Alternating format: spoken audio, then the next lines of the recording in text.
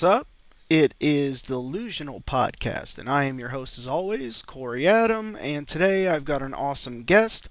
I started with some technical errors, but I'm trying to work it out, my first live stream. So, let's talk to my special guest. How are you today, man? Hey, I'm good. How's it been going?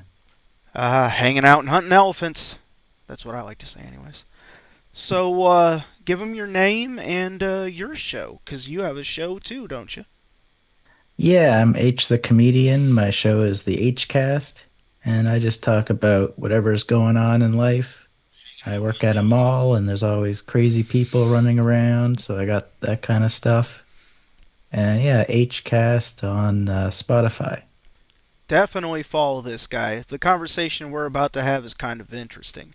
So, this is a theory that he has that I've actually seen a lot of, so much for conspiracy theories, but go ahead and tell me what your favorite conspiracy theory is. Yeah, so what I find interesting is the theory of simulation theory, which has become more popular throughout the days as we see technology increasingly advance. And it's basically the idea that we're living in a computer simulation of some kind. That's wild. So, has anything ever happened in your life that was almost like a verification? Has anything ever happened strange that made you start to believe in this theory? How did you come upon it? Well, it's been floating around for a while in science fiction and popularized by the movie The Matrix, which was early on in the computer days and seemed a little far-fetched at that time. But now, as we're getting into the 2020s, we start to see these increases of advanced graphics and simulations that could lead us to believe that if we're able to create something close to a reality based virtual world, it's not that inconceivable that we may be in an even more advanced version of that. And we see kind of clues and things around where we have certain rules in place in the universe that seem somewhat fixed and based on mathematical formula, which is interesting to me because I wouldn't guess that the world would work that way. But it seems like one of the things that people point to that it might be a simulation is the fact that the you aware of the double slit experiment? No, no, go ahead, tell me. So this is an experiment where they shine a light through two slits in order to see what results on the other side, and they're Right. expecting to see two lines. And what happens is, based on whether or not there's somebody observing, the result varies, almost as if the light is aware of whether it's being watched or not. So you're And saying like if I kind of get what you're saying. You were talking about like particles in different mhm. places in the universe that do their own thing, but once you interact with them, they change, right? No matter the distance. Is that what you're talking about? Yeah, and this was an experiment that kind of baffled a lot of scientists and is still up for debate. And because they're trying to figure out if light is a wave or it's the other thing. uh, so they're trying to measure something empirically, scientifically, and finding this kind of spooky action, as Einstein would say. And there's still many aspects of physics and science that are spooky in that way, where science can't explain something and it appears to be working in some illogical way, kind of like the way that quantum mechanics works, where as you get smaller and smaller looking at really tiny particles, and the it's hard. They say like the more you're able to determine the location of something, the less you're able to determine the speed. And so that quantum mechanic principle is just like an evidence that we're almost not supposed to be able to figure some parts of our reality out. Like it's beyond our exploration. So are you thinking like this is an AI, since AI is becoming so advanced right now? AI is doing insane stuff. Are you saying that the simulation theory, it's kind of, would AI be involved in that? Possibly, because there's also the idea that as AI becomes self-learning, which it already is, and I studied a little bit about how it works, and it's very interesting and beyond me. And as I researched, it seems like it's beyond the understanding of the people that developed it initially, because it is self-learning, and it's basically something that starts off as an algorithm, which is created by somebody to solve equations, but as it gathers information it by itself and uses that to increase its own understanding, it's able to perform reasoning beyond what we can understand. Kind of like how the most advanced AIs can far exceed humans at playing chess. Like we wouldn't be able to imagine the types of logic and that kind of thing that they're able to do because of their large amount of power and bandwidth. So y'all want Terminators? Because this is how you get Terminators right here. Like this AI setup, that's how you get Terminators, bro. I'm just saying. Yeah, and I've been hearing that a lot online where people are just repeating that warning and they're like, "Haven't you ever seen Terminator? This is exactly what happened." And it's You're true that right. You're right. You're there's, absolutely right. yeah, these science fictions that seemed ridiculous in the past are coming to light, and suddenly they don't seem so crazy when things exponentially start coming up. Like AI was just a theory a few years ago and people were laughing about it, and you see these like crappy AI videos of Will Smith eating pasta where his fork is going through his face and it's all choppy. That's And great. then and then now there's like an updated one where it's like a photorealistic video of him, and you can't tell the difference between that and what's real. And there's already like problems with people imitating others because it's so realistic. You have like AI models that aren't real people. And the fact that we already can't tell the difference between a person and an AI generated image is showing us just how realistic something digitally created can be. One thing that'll back that up, you're absolutely right. Have you been noticing on social media platforms like TikTok and whatnot? I've seen videos of AI, they were AI created, of women singing, right? So they'll take a song and the AI character is singing, and when I first saw it, I was like, hey, this is a really cool song.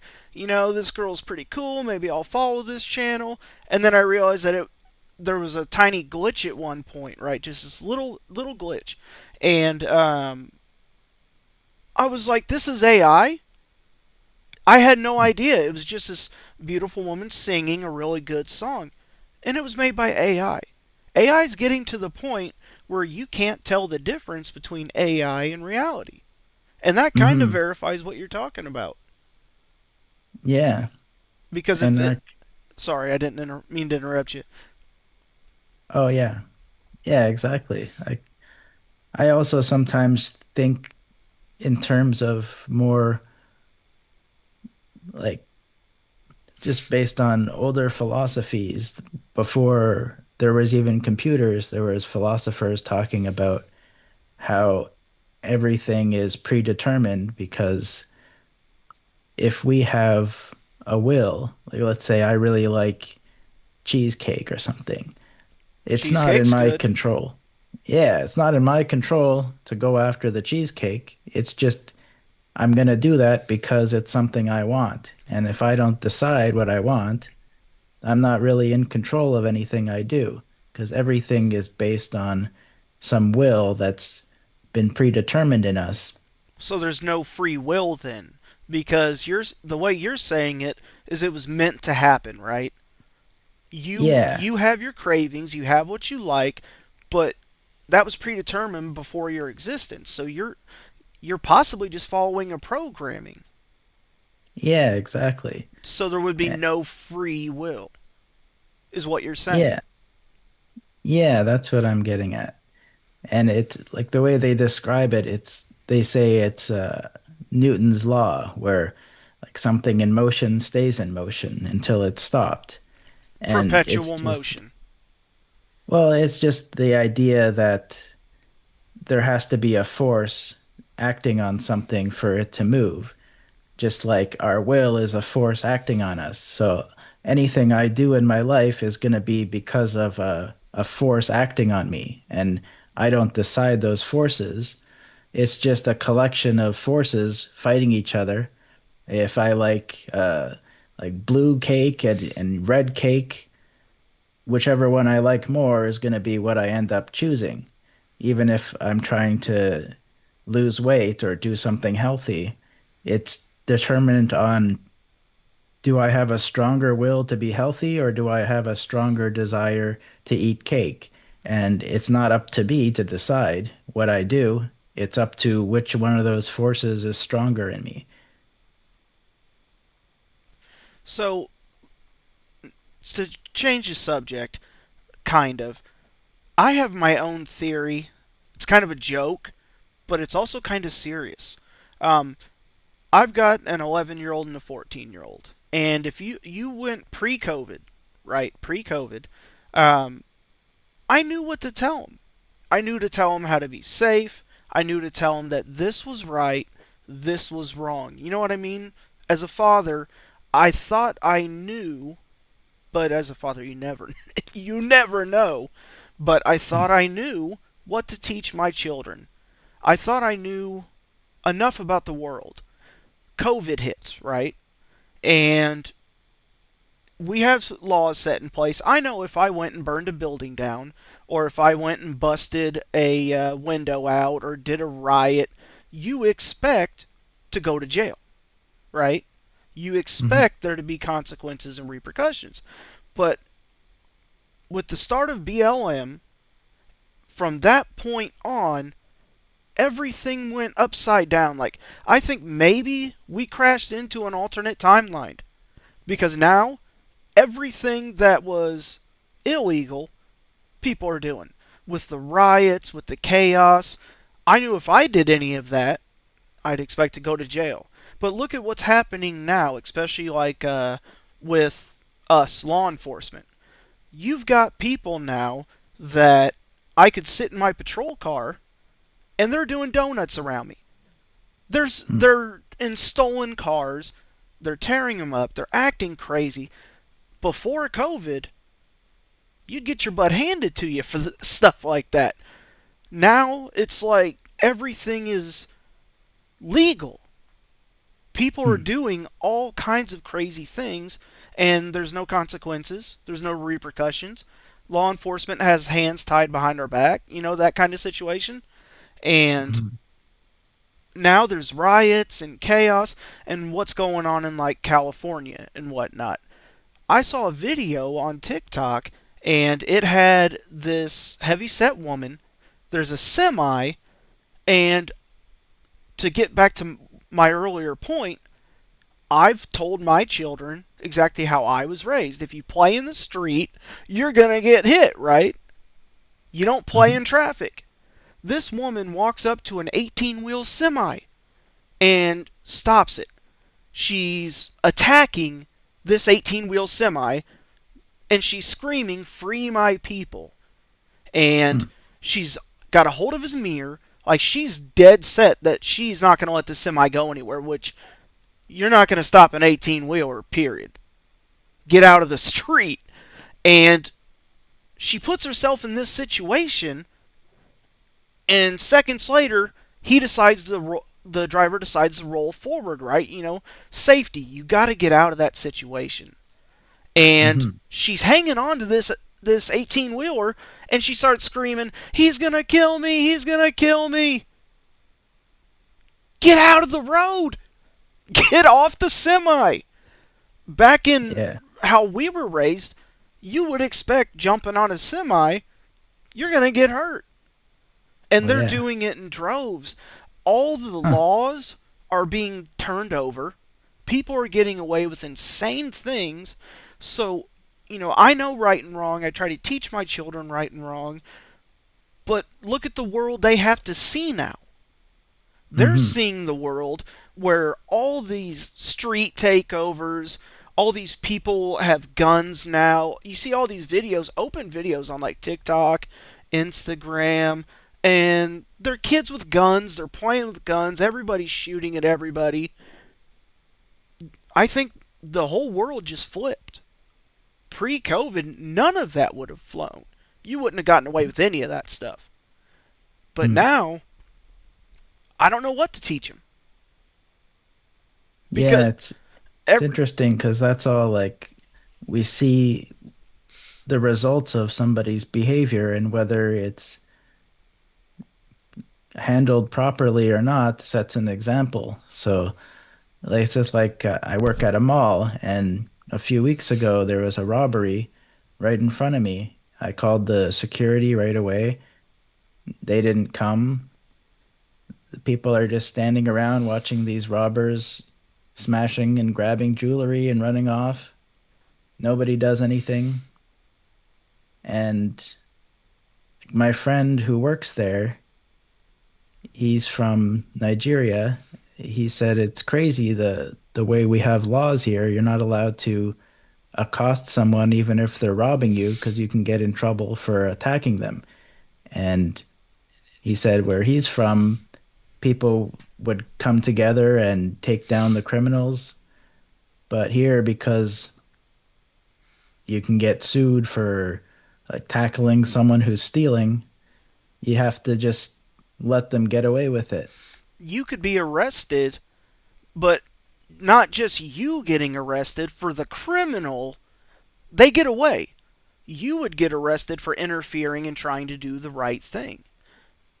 And Hmm. and I brought all this up to segue back into what you initially were stating, right? Is it predetermined? Hmm. Because you believe you were talking about things being predetermined. So was this meant to happen? Was this guaranteed to happen? Yeah, I think so. To me, this like not in terms of what I want to be true, but just in my logical perception, I think there is little to no free will. But in saying that, I also believe that we still have choices. And it's like the multiverse theory, which has also become more popular. And I think that's no coincidence that there's a realization of these things in the world. Like we see it popularized in Marvel movies with multiple universes where different things happen in each universe. And I think that's quite plausible, especially with the way that quantum computing works, which is also a bit of a mystery and makes sense with the theory of the multiverse or the many worlds theory, as it used to be called, where it's kind of like every possibility plays out in a different universe. So there's a universe where we have this podcast and it gets cut off early, like it did now. And there's a universe where that didn't happen. And those two things are both equally true and happened in some universe because every decision happens somewhere. And our choice is just which universe to branch off into. So there's more than one of you. That would mean Yeah. there's multiple of you doing different things in different places at different universes, right? Yeah. And our perception is just what we choose to do in our ability to conceive of. And I see that being more true as a friend showed me this manifestation book by Neville Goddard, and it basically sounds like magical thinking, where you just focus on your dream and what you want to accomplish, and you keep that in your mind as much as possible. And slowly the world will conspire to lead you in the direction of that dream. And I noticed that that actually has a lot of power. And this is part of my dream is creating podcasts. Yeah. And by keeping that in my head, I'm open to opportunities like this one we're doing now. I make that a priority and keeping myself open to those types of opportunities that are adjacent to my dreams are really leading me towards that. And also just having that positive mindset instead of getting distracted by negativity in the world really helps my mood and helps me align with that energy and the positive energy of others who are in that mindset. So you're talking about you're willing this into reality. Hmm. That's crazy. I mean, it's believable. It could be happening because your mindset is really important. Um, I'm a kind of a negative person. I've had a lot of experiences that were bad in my life. So I'm always thinking I'm going to fail. So, like just today, this is my very first live stream, and it's awesome that it's with you. I'm telling you right now, you're awesome. Um, but we had 40 minutes, and then it crashed. I can see you on camera, but when I try to add camera to OBS, you're not there. So things like that, if you have my mindset, they kind of push you backwards. But the way you're thinking, by pushing forward and saying, I'm going to keep going, could make things better. You could will it in. It's Yeah. mindset. And I believe that just because I've also had that negative mindset for a while. Like about a year ago, I was feeling very depressed and I suffer from mental anxiety. I have Yeah. OCD and autism. And I was in a hospital getting help for these paranoid thoughts and depression. And I felt like I couldn't do anything. I needed help just to get out of bed. And it was great that I was able to be helped by these caring doctors and nurses and people that make me feel safe and help me to recover and find a path. And now I'm doing a lot better. But I remember that time when things felt hopeless, and I keep trying to think about how I was able to get to a better place. And was it like, what was the most significant thing? And it was a lot of different things, but I think just in the last few weeks, what's been significant is that mindset shift and not getting sucked into this vortex of negativity that floats around in people's lives. And I think that really it's like a self-fulfilling prophecy where when I thought about paranoid thoughts, it led to bad things happening because it was present in my mind. Where if I am always attuned to pushing myself to think about positive things as much as I can, I start to see things that way and better things start to happen. Yeah, that's awesome, man. And I'm sorry you had to go through that, especially with being stuck in hospitals. I've spent so many years and months being stuck in hospitals, and it is great when you have the right people that are taking care of you. Spiritually, they can uplift you because certain situations in life mentally will affect you physically. So, Hmm. in your situation, the way you were feeling had to have a physical effect on you as well. Yeah.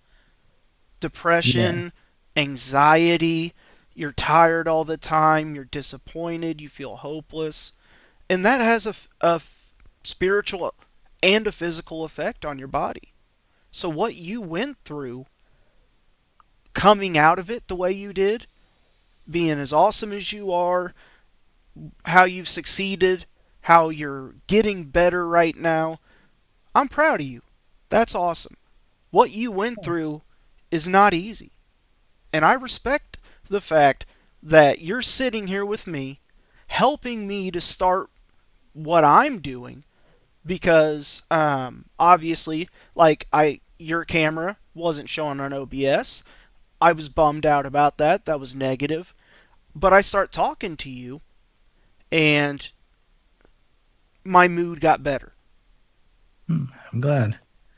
Yeah, and you mentioned before, like you've been through a lot of tribulation as well in your life, and I think it's very brave of you to be open about that and to continue through and not get down. And you seem to have a good positive outlook as well. Trying to, anyways, right? We have to get better, but it takes time. I do have anxiety, depression. Um, Years ago, I was diagnosed with PTSD from a situation that happened that I'm not going to discuss. But yeah, cancer. Mm. That Yeah. was. I have some really good stories, and Zoom's telling me to upgrade again.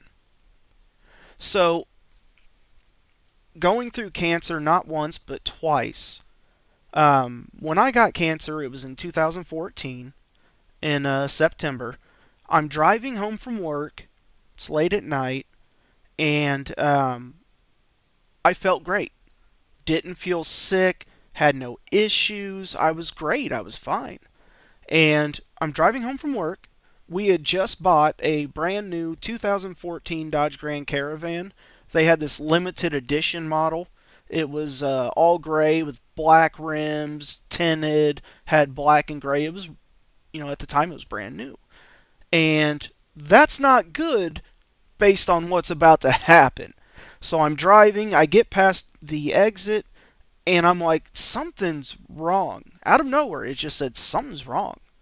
And I started projectile vomiting blood Hmm. all over myself, the car. It was awful. So I pull over, I get out of the car, and I'm getting all this out of me, and I'm covered in blood. My whole uniform and everything's covered in blood. Being the intelligent individual I am in this situation, instead of calling 911 and getting an ambulance, I drove myself to a hospital. And I get to the ER, and the charge nurse is looking down. She's not even acknowledging that I'm there. And I said, I need help immediately. And I'm standing there covered in blood. And she doesn't even look up. Hmm. She just says, you'll have to sit down and wait. And I'm like, ma'am, I can't sit down and wait. I need to be seen now. And I've got this little bucket in my hand that I'm vomiting into. Trash cans that you can put in cars, the real small ones. That's what I was hacking all this up into. And I'm holding it. So I've said twice now, and I try to be very polite, but I got to the point with this woman that I'm like, we're going to have some problems. The third time, instead of saying it, I grabbed her trash can, and this is a true story, I swear to God, grabbed her trash can and I start vomiting into her trash can. She looks up And she's got this bewildered look on her face, right? She's like, "Oh my God, get this man in the ER!" And they took me straight to ER Bay 1 at Memorial Hospital in Springfield, Illinois. And an hour later, I find out I've got cancer. They Oh, run these tests on me. The doctor walks in and he says, "I see that you're married." "Yes, sir, I've been married for quite a while." "You need to call your wife. She needs to get here now." I'm terrified, right? I'm terrified. So I call Andrea and I said, "Baby, something's wrong. I'm at the ER," because, I wasn't home. She expected me to be home. And I'm like, "You need to take the kids to your mom's and meet me at Bay 1 at Memorial Hospital." Um, Getting all emotional. So he told me he would wait until she got there to break the news. He's like, you're going to need her for support. And my wife has always supported me, thick and thin. Even, you name it, she supported it. When I was in the Army, she supported that. When I got into my current job, she was supportive of that. She's backed me everything. So, getting emotional. So she shows up, the doctor comes back in, and he says, "Your blood test came back, and we found out that you have leukemia B-cell ALL. You've got cancer." And he said, here's the problem. "We're going to have to put you in a medically induced coma, or you're going to oh, die."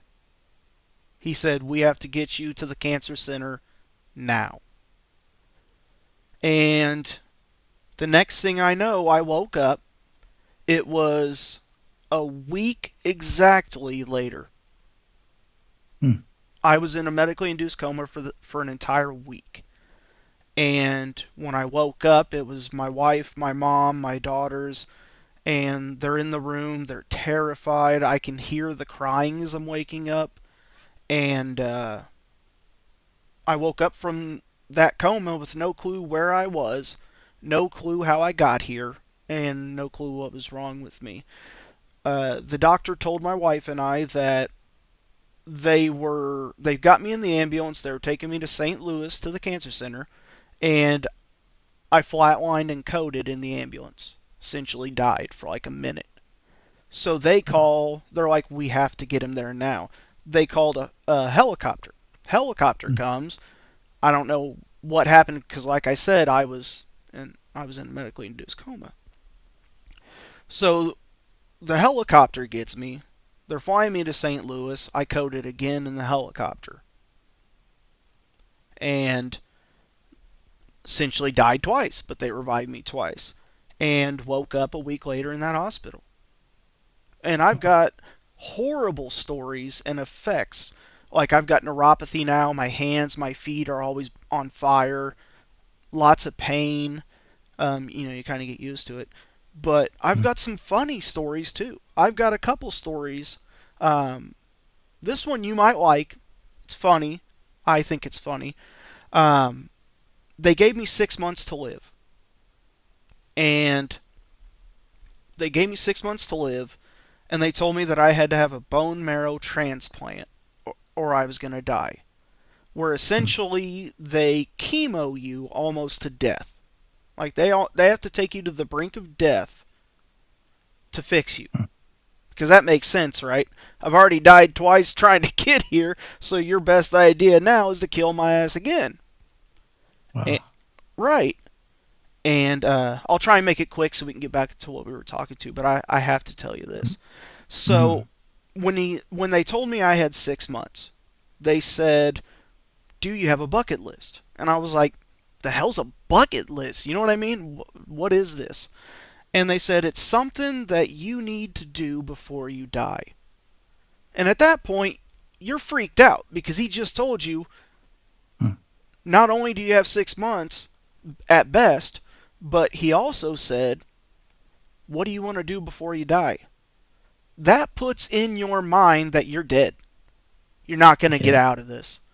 And he said, "Is there anything you want to do? Is there anything you need?"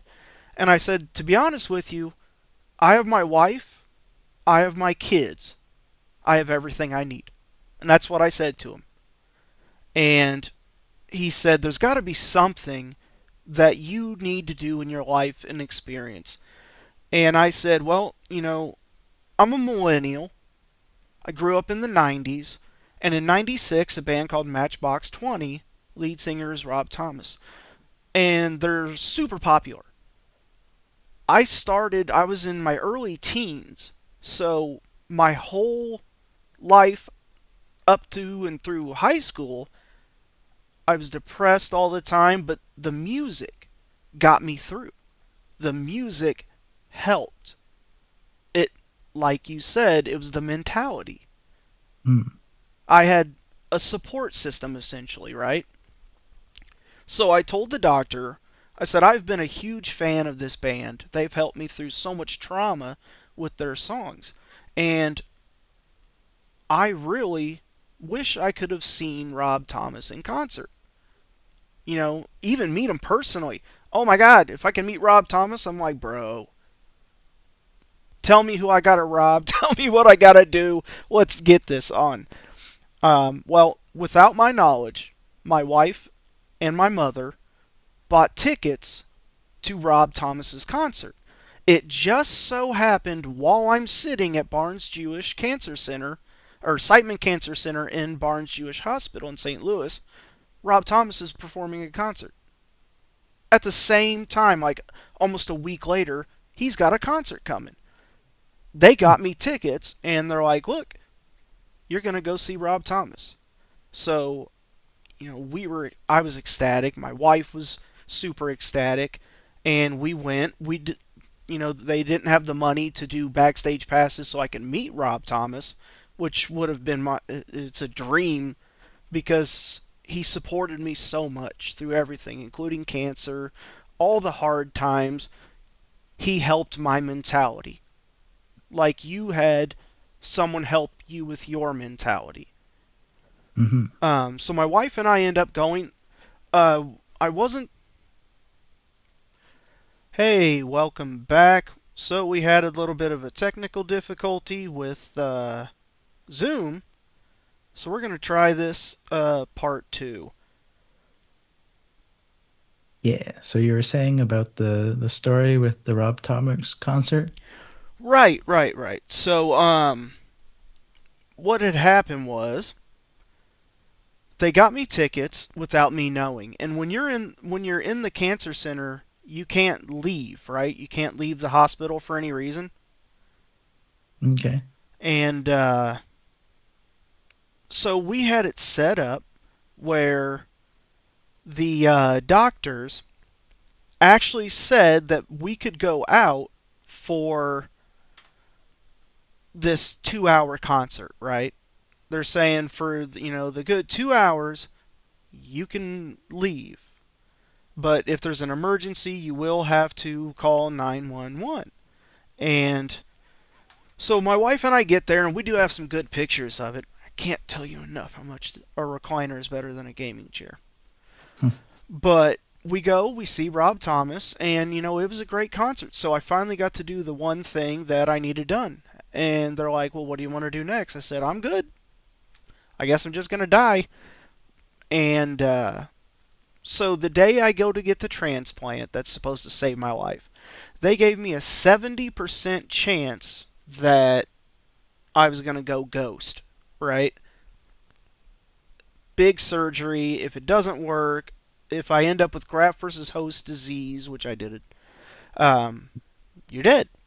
So we get there, and my mother and my wife show up to see me before the surgery because, like I said, 70% chance that I was going to not make it through this surgery. I was going to die. Wow. And this woman comes in right before the started the transplant, and she's got suckers. And this is the funny story that I was trying to tell you. So she has 3 suckers in her hand. And I'm like, why does this woman come in my room and she's got some suckers? Well, what had happened was she walks up and she says, hey, we need to eat these. You need to eat these. And I'm like, I don't want them. She said, you're really going to want these suckers. And I'm like, due respect, ma'am. I have a 70% chance that I'm about to die. I just want to talk to my wife and my mother before this surgery goes out. And she's like, look, you really want these suckers. At this point, I'm angry. This is not a moment for you to be interrupting and acting this way. And I'm like, okay, just start the transplant. So they hook up this line. They start running this chemical through me. And during the transplant, I don't know what this chemical was called. It was some kind of goo. All of a sudden, I'm seeping this gel through all my pores. Like my arms, my face, I got this goo coming out of me. Like sweat, but everywhere. And it smells like rotten cream corn. So the whole room smells like rotten cream corn. And all of a sudden, I'm like, I don't want these suckers. I don't taste oh my God, cream corn! And that was the funny story. I snatched the suckers out of her hand because she was right. And now I can't eat corn. It was some weird goo that was coming out, and it took 3 or 4 days of showering before the goo finally came off. Crazy. I was saved by suckers. So what did the suckers do for you?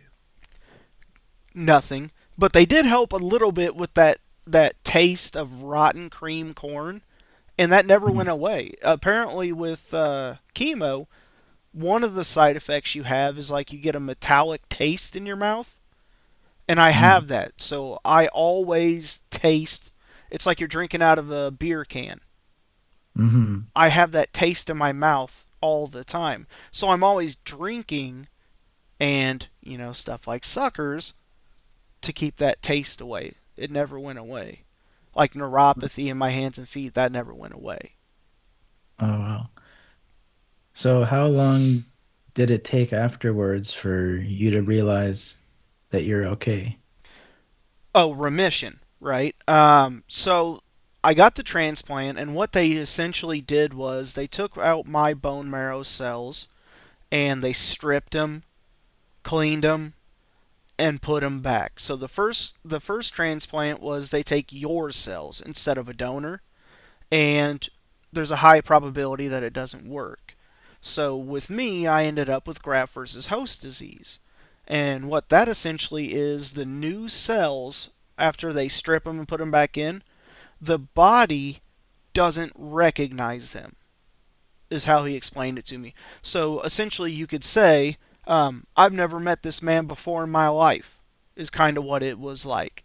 It saw these cells as a threat, and it attacked them. And when that occurs, you're really in bad shape, because now your body is attacking itself. Your cells are fighting each other instead of helping each other or working with each other. And it's called graft versus host disease. The graft. So that's Go ahead. so that's like another disease that came from the treatment. Yes. Graft versus host disease is pretty simple to explain. The cells that they graft, they put back in. So it's the grafted cells versus the host cells disease. They're attacking each other. So instead of my body trying to heal, my body was straight up trying to ghost itself. Wow. And so that transplant lasted about 3 months. So from 2014, September, so it lasted about 3 months, if I recall. And I got cancer again. I started getting all the sickness again, vomiting blood. All those symptoms came back. And so I go to cancer treatment again. This time they wanted to do another stem cell transplant, but they wanted to use a donor. A lot of people in my family, well, a couple of my family members, stepped up and they got tested to see if they were a donor match. And my wife, my mom, my brother, a few people tried to help me. But I had like a 40% match with my own family. So Hmm. they couldn't do it, which meant that now I've got to get someone else's cells. I have to get a donor. And so they started all the treatments again. So I had chemo, and then I had the second time was radiation. And after all those treatments, radiation sucks. They put you in this room that's not very big, and there's a box. You get in this box, and they've got this wedge, right? It's like a big kind of a pillow, or what is it they use? What do they call it? What is it they use in?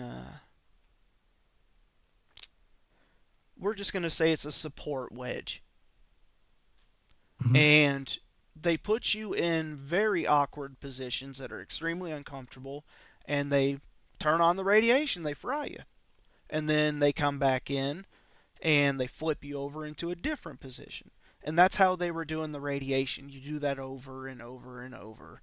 And again, they're trying to now kill the healthy cells that they just put in you because they were trying to kill each other. So I Oh, finally got a donor, and it was really a long, difficult wait, because if you don't find a donor, you're dead. And after a few months, a woman from Germany was a registered donor, and she was supposed to do the transplant. And when it came time to do the transplant, she bailed. oh, She changed her mind and decided that you're on your own. That wow. that was a hard hit. When you were talking earlier about mentality, that was a hard hit. Yeah. Um, I think it was well over a year after that, I finally had another donor, also from Germany. This Hmm. time, she went through with it. She donated the cells, and I got the second transplant, which saved my life. Wow. And you were in the hospital throughout that time? From 2014 September until 2019, I was fighting with cancer from 14 to 19. And Wow. the longest stay I had in the hospital it was like 4 to 6 months, and I Hmm. never got out of the hospital. Wow. That's hard.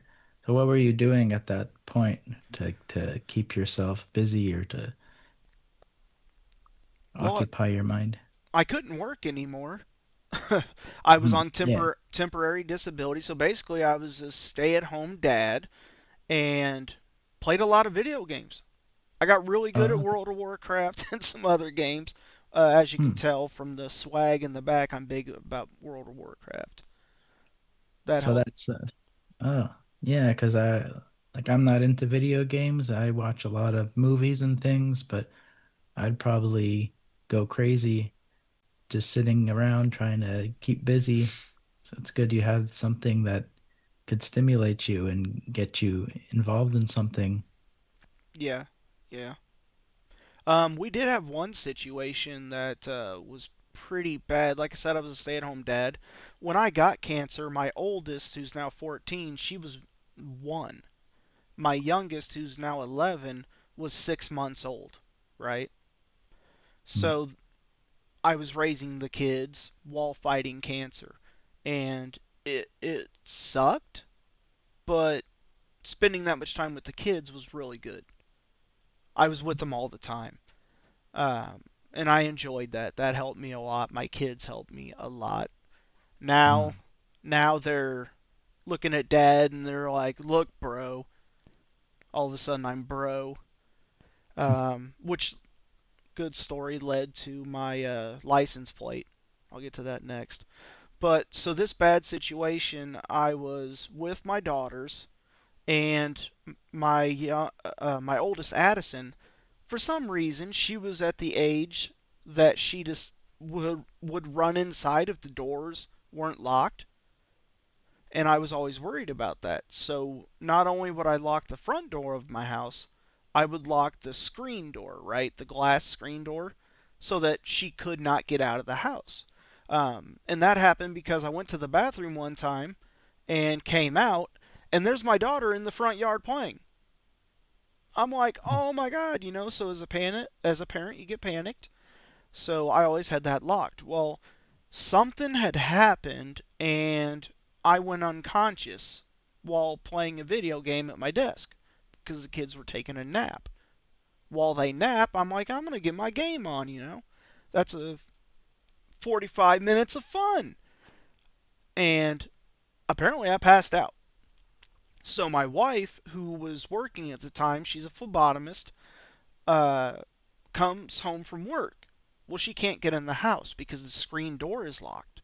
I would always have to unlock it before she got home, but I was unconscious. The front door, she could have just used her key, right? But the screen door can only be opened from inside, Hmm. and Oh, she okay. couldn't get in. So she's absolutely freaked out. I guess she could hear the babies crying and throwing a big tantrum, but she couldn't get me to respond. I couldn't answer my phone. She's in full panic mode. And um, so she goes across the street to one of our neighbors who happen to do construction. And she's like, look, there's this situation right now. It's an emergency. My kids are screaming. I can't get a hold of my husband. He's got cancer. So she thought maybe I had passed. Um, Oh. this man rushes over, takes off the friggin' screen door himself, a big glass door, and he takes it off the hinges to get us in the house. And my wife finally comes in. She said that I was turning blue, and I was passed out, hunched over on the desk, and I was blue, like completely blue. So they called 911 and they picked me up and took me back to the cancer center. Hmm. But that was a bad situation. I had just passed out. Still don't know why, and they never figured out why I was turning. I went full Smurf. I Were was you eating I was turning were, blue, right? were you eating blueberries? Yeah, Because that could do it. that's right. Too many blue popsicles, man. My daughters had all those popsicles. That's what it was. I like that. Blueberries and popsicles fucked me up. Wow. Uh, but yeah, I mean, cancer was difficult. We had lots of bad situations, but there were good times because you really realize when they tell you you got 6 months to live, you start to really enjoy things. You Hmm. realize how important things are. Yeah. And that's again like a perspective thing. Like a lot of times people worry so much about getting that diagnosis or having that fear of dying. And for you, it seems like it opened you up to appreciate things. Yeah, definitely, definitely. You're absolutely right. And So, that's kind of like the brighter side of like, because I've had those kinds of paranoias where I'm like, every time I see a spot on me, I'm like, oh, that's cancer. I got to see the doctor and I'm going to die and I have to plan my funeral or stuff. But then in reality, it's like you've been through the other side. You literally have died and have had cancer, the two of the scariest things in most people's minds.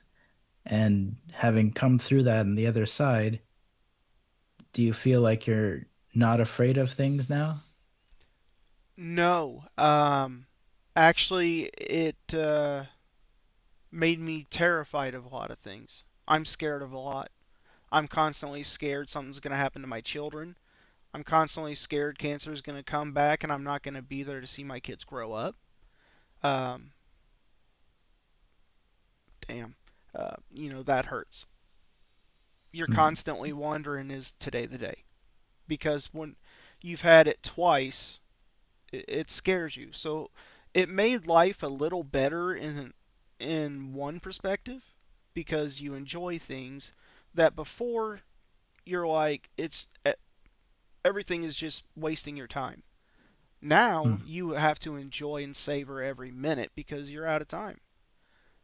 But there was always that fear that it's going to come back. There's always a fear that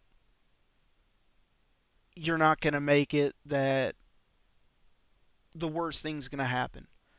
It's always in the back of my mind. 24 hours a day. Um, every time I get something on my arms, like after chemo, I start to turn purple. You won't be able to Mm. see it on this because the bright light, but my skin, my hands and feet, they get like purple. And the more pain I'm in, the darker it is. Like you see purple veins and I don't know how to explain it, but I start to turn purple. And yes, the snozberries tasted like snozberries. But yeah, every time I get sick, I'm always scared that it's cancer. I'm always scared that this is the end. I survived twice.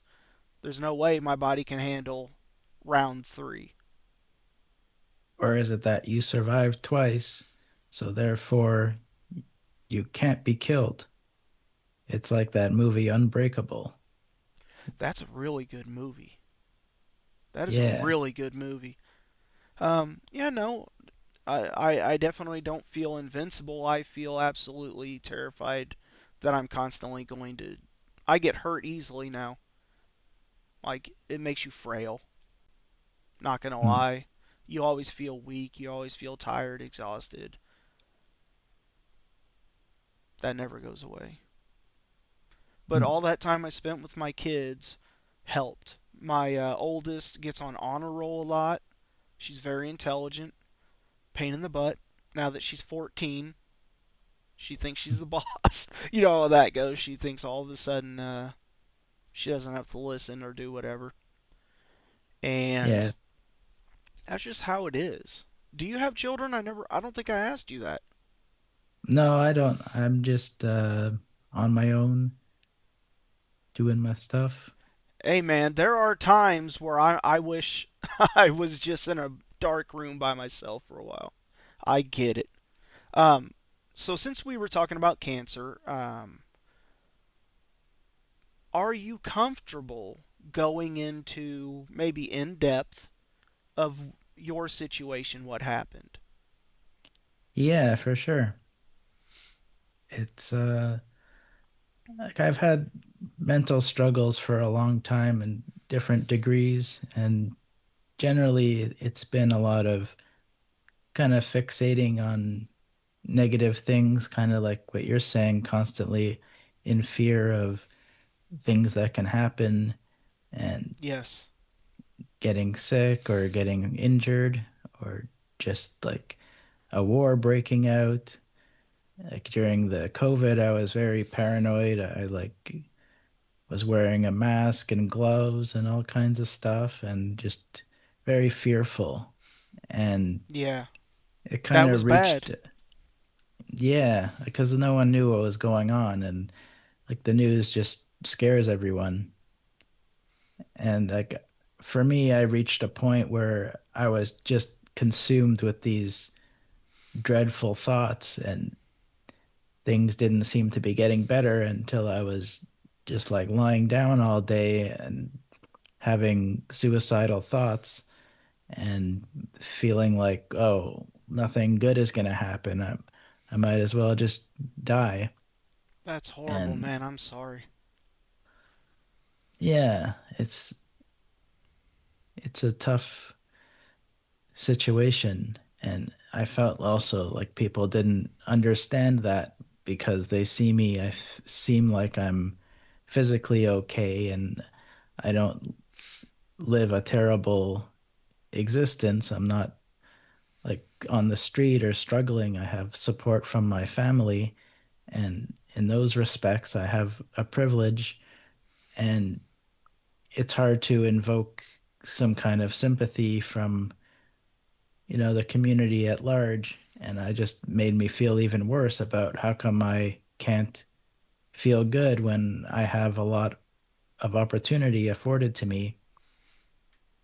I just was having such a hard time finding a purpose and having a hard time even finding a minimum wage job or anything. And I felt people didn't value me. And a friend helped me to seek help and to get involved at the hospital program, which here in Canada was luckily provided from the government. And they don't have it for everyone, but there was luckily a space at this one hospital where it was a day program where you go basically all day, and they have different nurses and doctors leading group therapy and trying to help people who had various struggles in their lives to recover. A lot of them who were, again, the emergency, like they came in also with like suicidal thoughts or some kind of mania or really difficult situations they're going through. And for me, it was a very positive experience. I felt very heard and supported.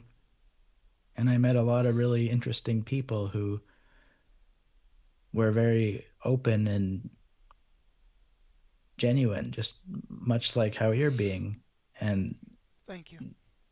for me, that's what life is about, is having these meaningful connections. And it meant a lot to be able to relate to other people who were struggling at that time, and more so than I related to my family or to friends or people I meet elsewhere, because we were all going through the most difficult time in our lives together.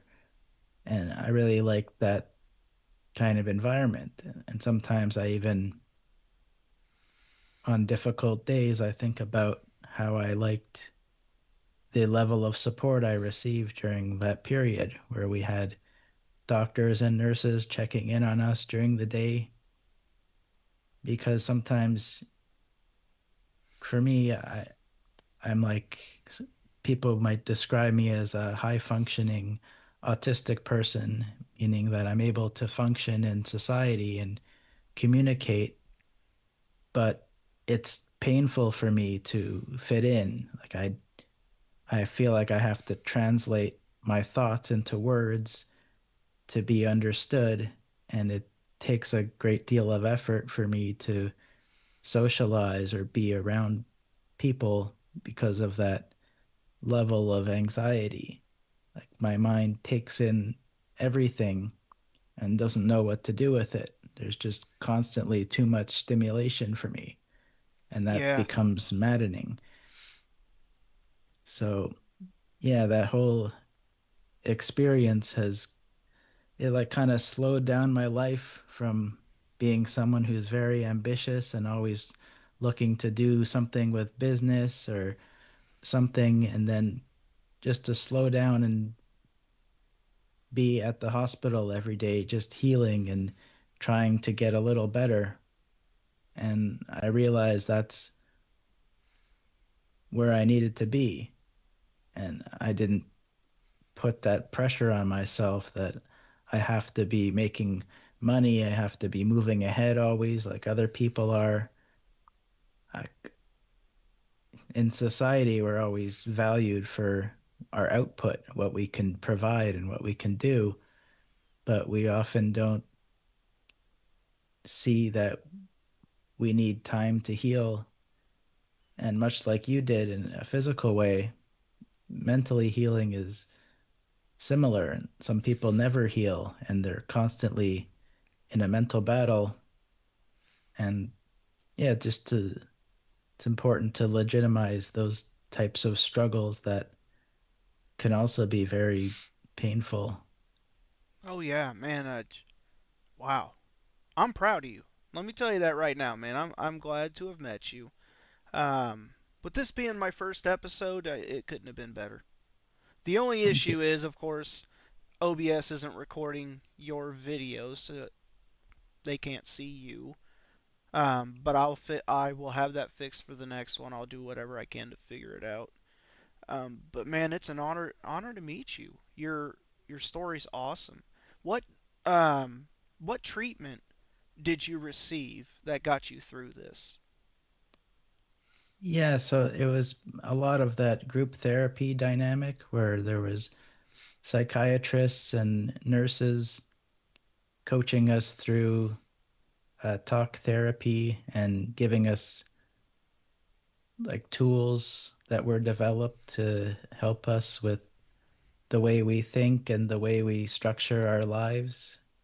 And it helped a lot of people, but there's some people who were just beyond that level and needed extra help. And I felt bad that they were continued to struggle after the program.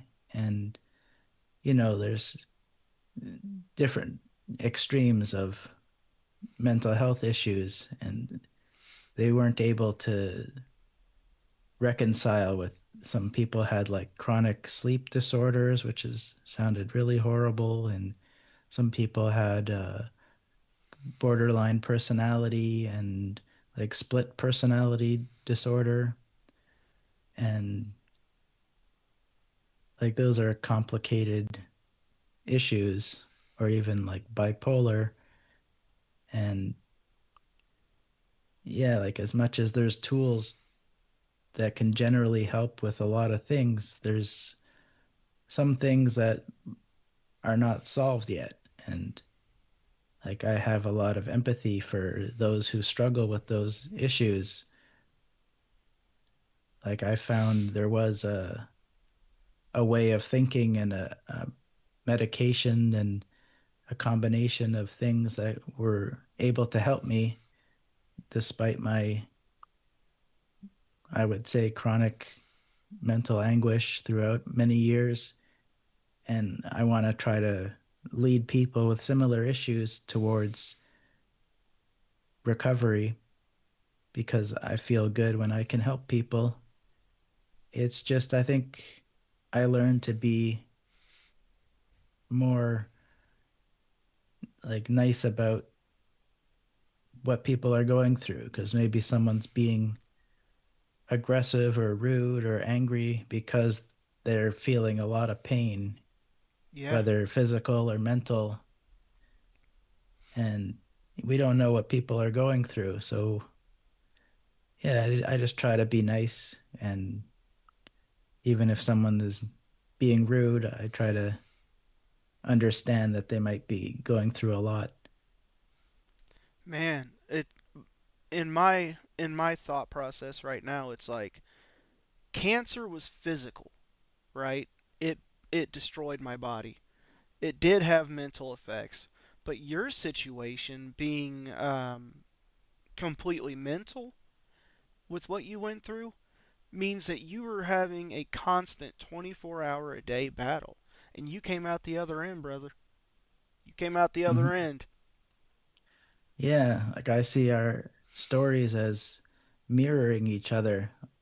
And it's amazing that we're able to connect. And I think that's also like something amazing about the world is when you connect with someone who sees things in a similar way and you happen to find them. And like that's a magical thing that Fate. makes life exciting to me. And yeah, Well, like you said in the very beginning, predetermined. yeah, Meant to happen. yeah. I see so many of these things happen. I start to believe like a friend turned me on to these ideas when I was skeptical, but because of seeing his success and like he works with people in Africa and other places that he tries to inspire them to go for their dreams. And I'm thinking like this sounds like impossible. How are you able to connect and help people who are like in very tough situations? And it's just that kind of thing. He just goes forward without thinking of how it can go wrong, and slowly he's making strides, and he was able to get his program into multiple countries and That's inspire wild. people. That's Yeah, wild. so cool.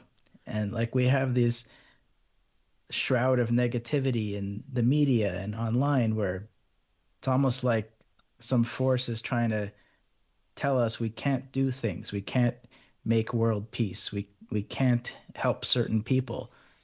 But then you see someone that's making things happen and you start to think, wow, these impossible things are actually possible to be done.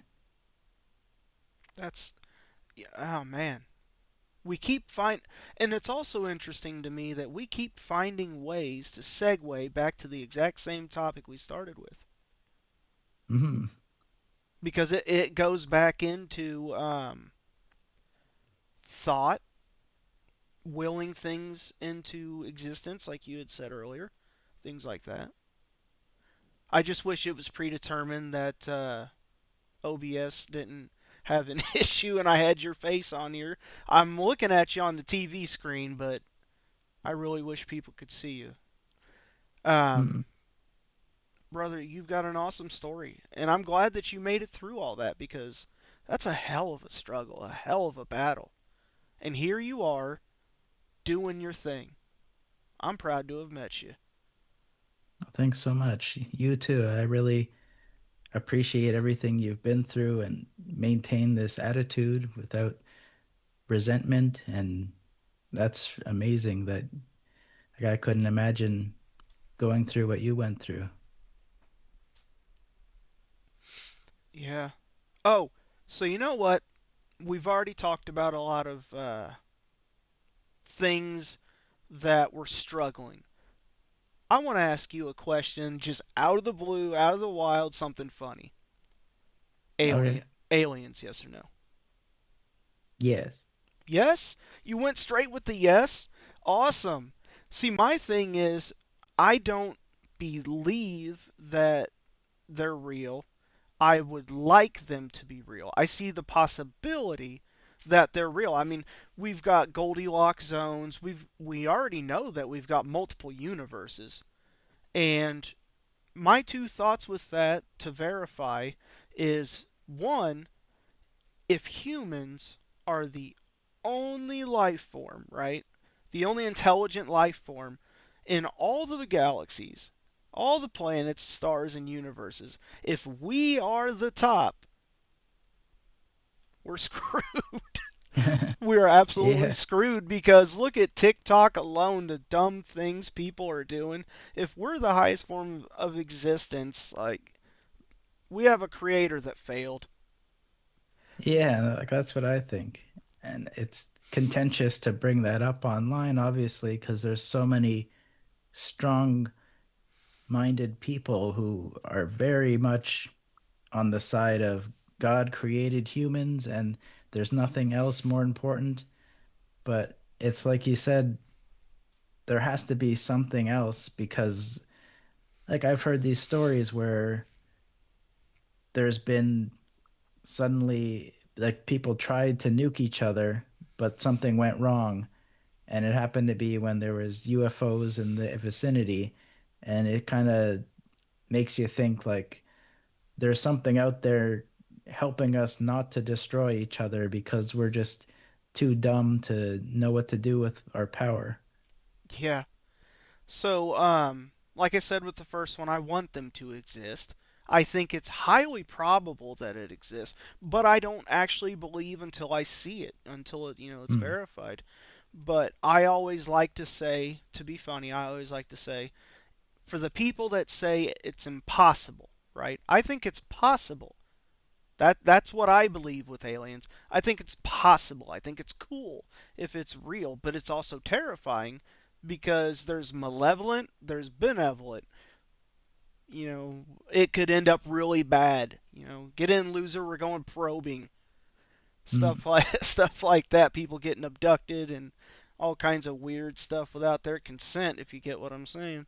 But I also like to say, for those people that are a hard, it's impossible. On this planet, we have had velociraptors. We've had freaky stuff like that on this planet. So you can't tell me that there's not any types of life out there. We've had velociraptors. That's insane if you think about it. On this planet, we've had stuff like that exist. So saying that it's impossible, you know, you need to open Yeah, your it's kind of mind.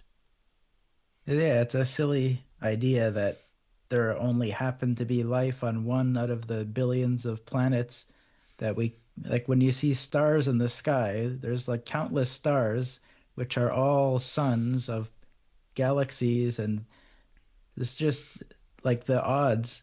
Like I was working on this documentary about UFOs and aliens, but it's hard to focus on one thing because there's so much out there.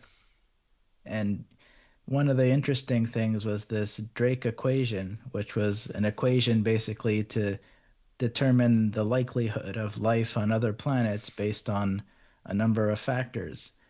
And like they've already found so many Earth-like planets that have a high chance of having water and other things, including Mars.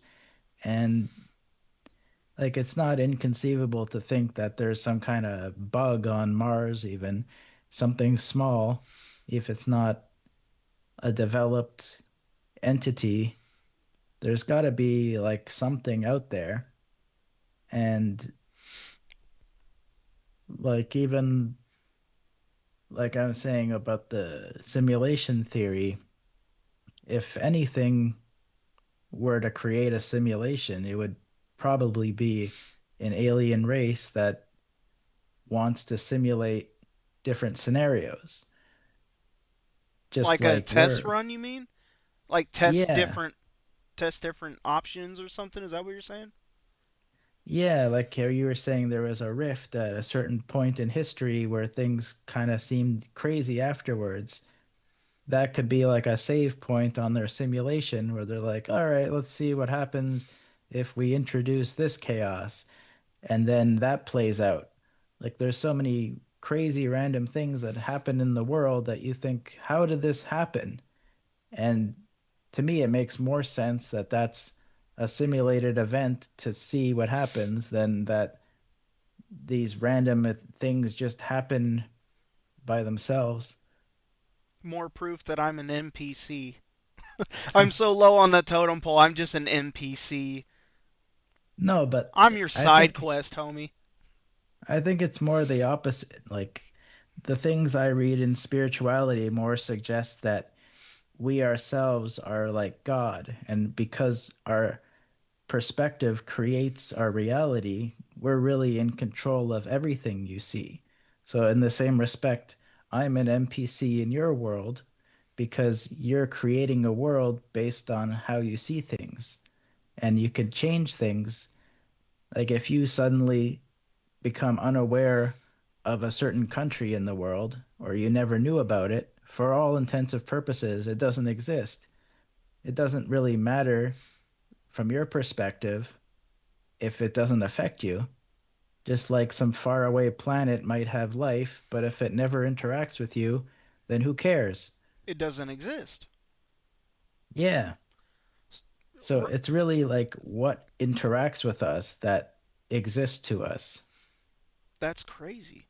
So are you Big Bang Theory, or are you there is a creator of the universe? Like, are you on the side that God created? And I know it's controversial, someone's gonna get butt hurt, but I really don't care.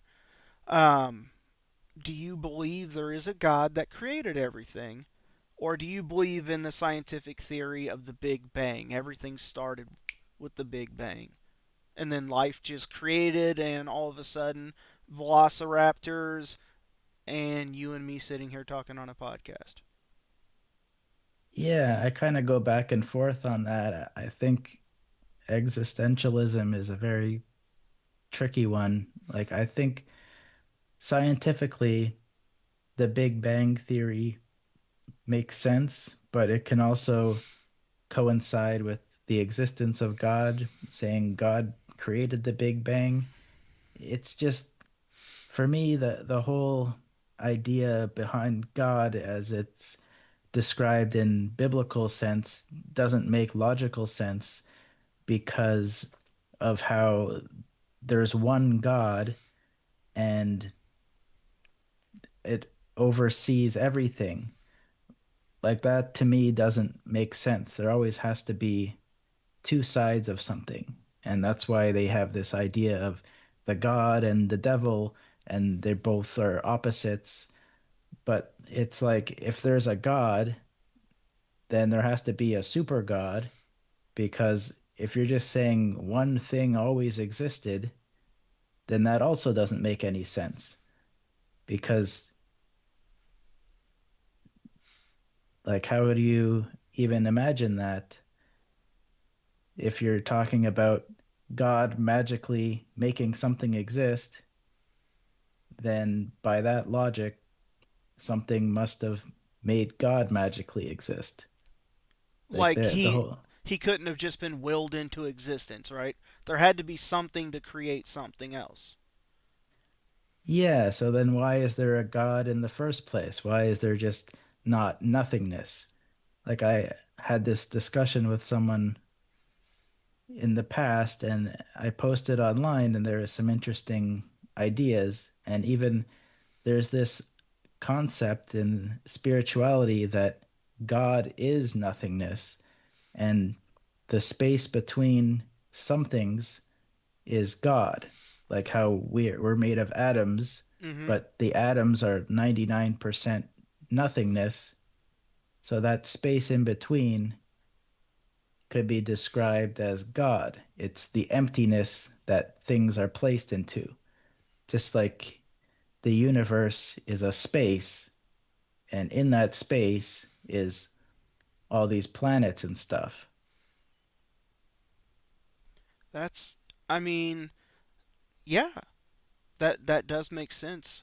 But I'm like I said with aliens, I don't know. I don't. I've had a problem with Christianity.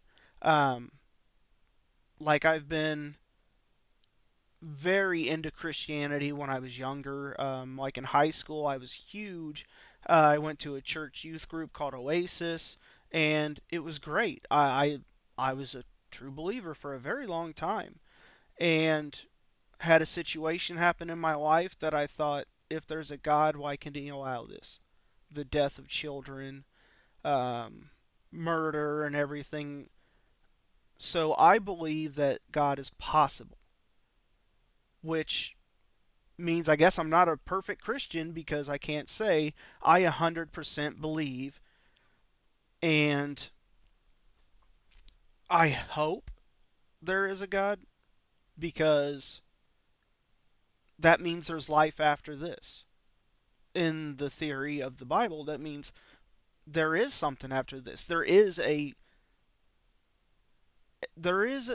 something beyond our end. And I Hmm. think that's awesome. But I'm also torn between how could it be real? Scientifically, it can't be real. So if you go by science, God isn't real. If you go um, based on the opposite, that God is real, then you have hope because you have life after this. Hmm. So I hope there is, but um, I don't know. I can't say yes or no. I'm torn between. I don't have a yes or a no that I can give you for that. Yeah, and I think a lot of things aren't exactly yes or no or black and white, and that's kind of why there's such a struggle between ideologies and a lot of wars and things is that Yeah. people are fixed on it has to be one way or another. And in a lot of cases, it isn't. Like in spiritual teachings, there's the idea that we are some kind of a soul Yeah. that transcends this reality and just endlessly goes on into different realms and stuff and evolves based on our learning and understanding of things. And just like how you said, we're all energy, and that resonates with me because like, I've had that experience where I've thought about things so much that it makes me go crazy, basically. And it didn't get me anywhere to keep Right. trying to figure things out. And I had to eventually settle on accepting that I don't know everything and I'll never know everything and I can't control things. So, like, the ego in us wants to control everything and know everything and make Right. things predictable. But we see in reality, we can't predict anything in our lives. We don't know what'll happen tomorrow or anything like that. And because of that chaos, it's kind of like existing is trying to reconcile with that chaos, and there's no real answer. Like you can make a whole teaching about how to reconcile with uncertainty and what to do in every situation, but there'll always be some situation where there's no answer. Like you said, with why does God allow horrible things to happen? No one has a good answer for that, no matter how much they deconstruct the Bible or pick out teachings from it. They're not going to come up with a adequate response that'll make people happy. And so it's up to us to individually make peace with these types of things.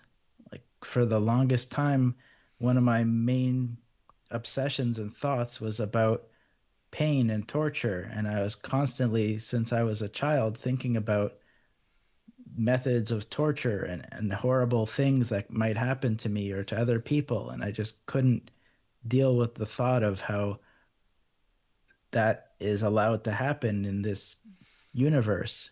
And why would any God allow people to suffer like that? Yeah. And like I still don't have an answer for that. And my mind sometimes goes to that. But what I landed on is just that if I focus on something positive, like trying to help someone, then that's more worthwhile than trying to get rid of some evil that might still exist regardless of my efforts. So it's kind of like I had to let that go, and it's not something I condone or agree with. It's just there are bad things in the world that we can't do anything about. So Right. we have to focus on what we can do something about, and that's what's empowering. So I know I'm not capable of flying to some country and fighting off these bad people and saving everyone. So because of that, I feel responsible for making some good happen in whatever way I can, whether it's with comedy or through art or podcasting. And I think we're doing something good here with this podcast by talking about interesting ideas and connecting with people who might relate to them. And that's something good compared to what other people might be doing. Serious existential crisis for real. Yeah. The world is confusing, man. Like I said, I think we hit an alternate timeline or something because everything flipped. I mean, hell, during COVID, since we were talking about COVID, the DoD, right, the Department of Defense, uh, released a Tic Tac video from Commander David Fravor. So Commander David Fravor is an F-18 pilot for Hmm. the U.S. Navy, and he was off the coast, off of our coast, and he was doing a training run. And during the training run, they're unarmed. They don't have any weapon systems or anything. And he gets a call that there's an object in their vicinity, right in their area of operation. And he and his second aircraft decide, we're going to go check this thing out, see what it is on radar, right? Get a look at it. So they get there, and Commander Fravor said that they saw something over the water, right? Just hovering over the water. And he said that it was just doing this, just bouncing back and forth, back and forth, back and forth.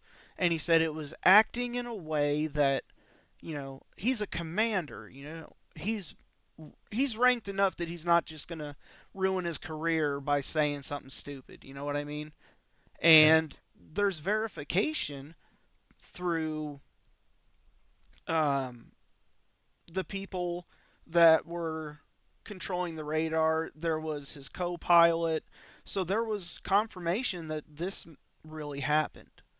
And he says that while he's flying over, the Tic Tac is here at the water, and as he's coming in, uh, he had the other aircraft go into what's like a God mode.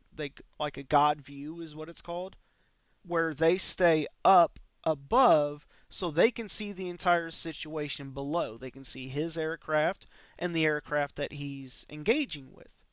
And as he's turning, he's doing some G turns, trying to get a better view, and this thing pops up to his level and just starts fucking with him.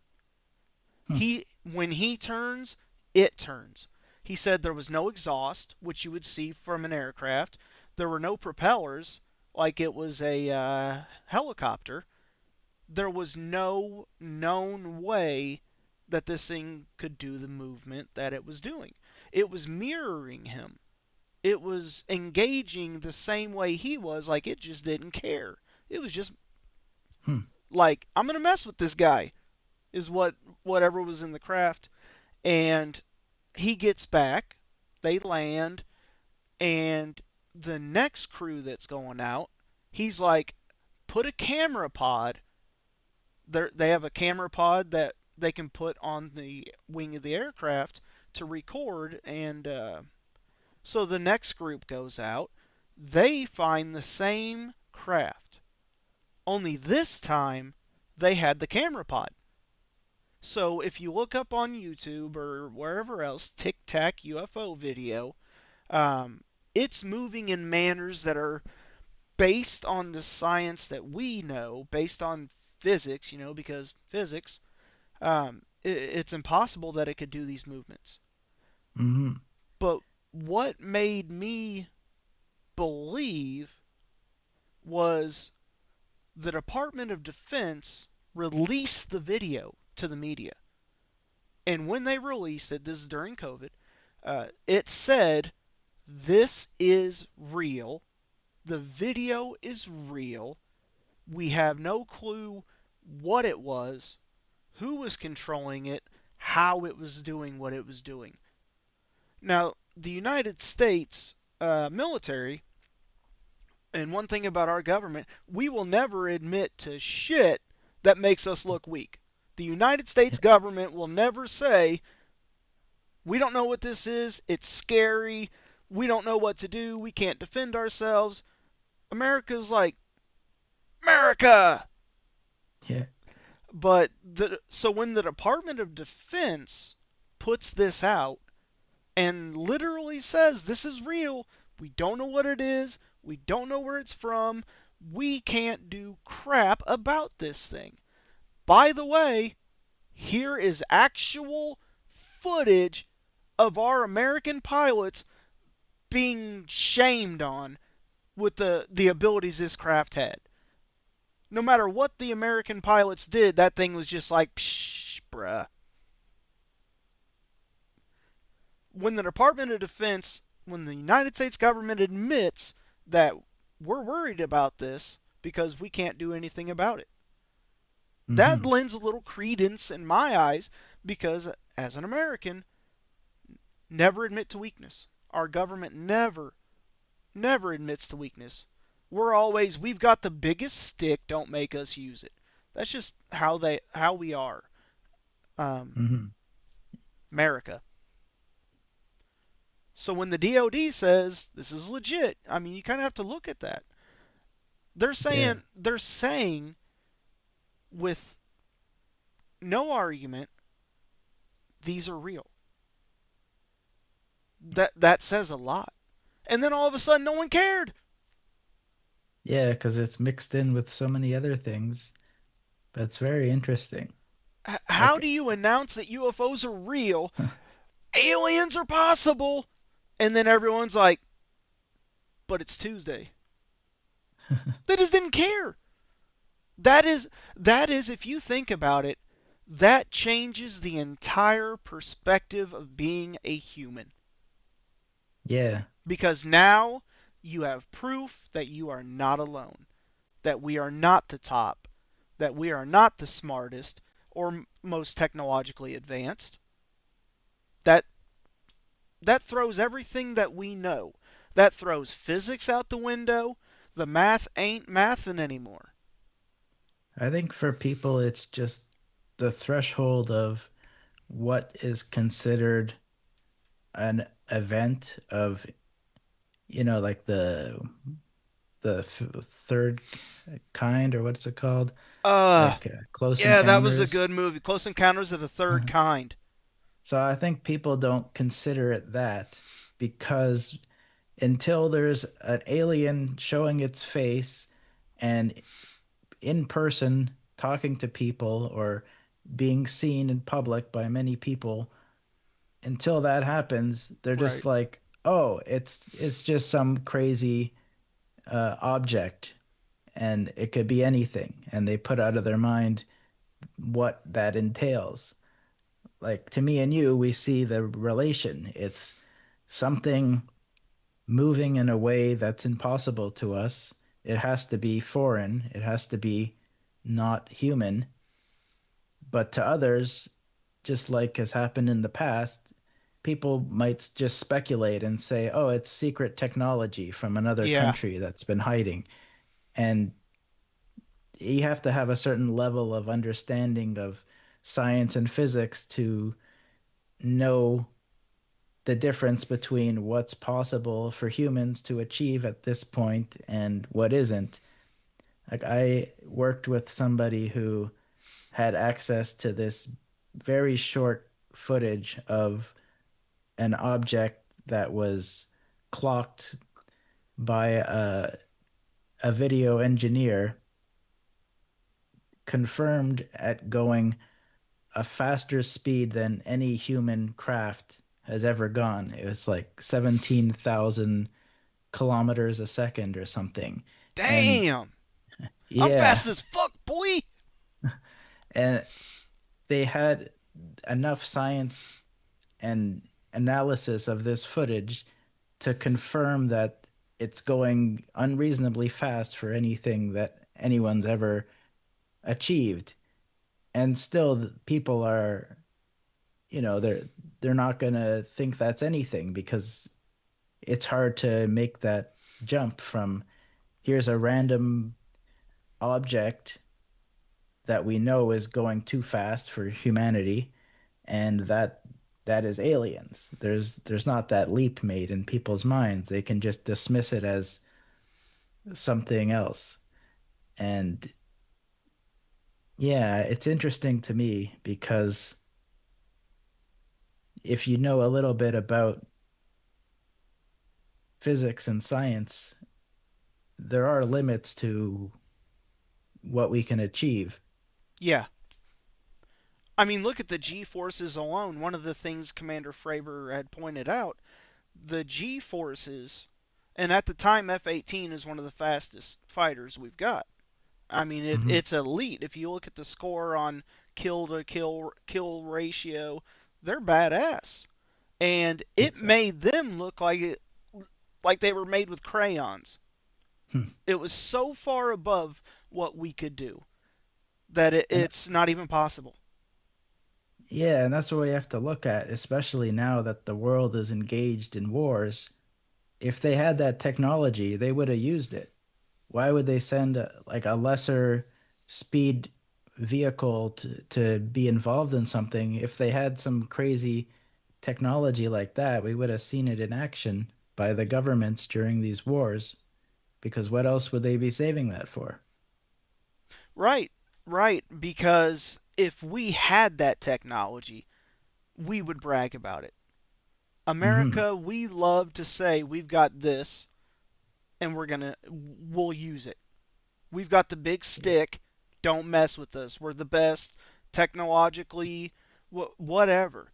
But And if it was China, there would be a big Chinese flag on it. yeah, they would be showing that these are real. You're not going to hide something that I can literally go to your country and say, I can do this. Hmm. You're back in the Exactly. Stone Age. If I can do this, they're not going to hide that craft. We're going to brag about it. We're going to have Yeah. it in America. We're going to be flying it over the Super Bowl, doing a flyby. Everyone, America! They're not going to Yeah, it's hide a technology like that. No, you're absolutely right. But what if yeah. this just popped into my head while you were talking? What if it goes back to what you were saying in the beginning about AI? What if Hmm. these are because the G forces that they do would destroy our aircraft? It would kill the pilots. Hmm. No human could survive what this is doing. What if it's a drone?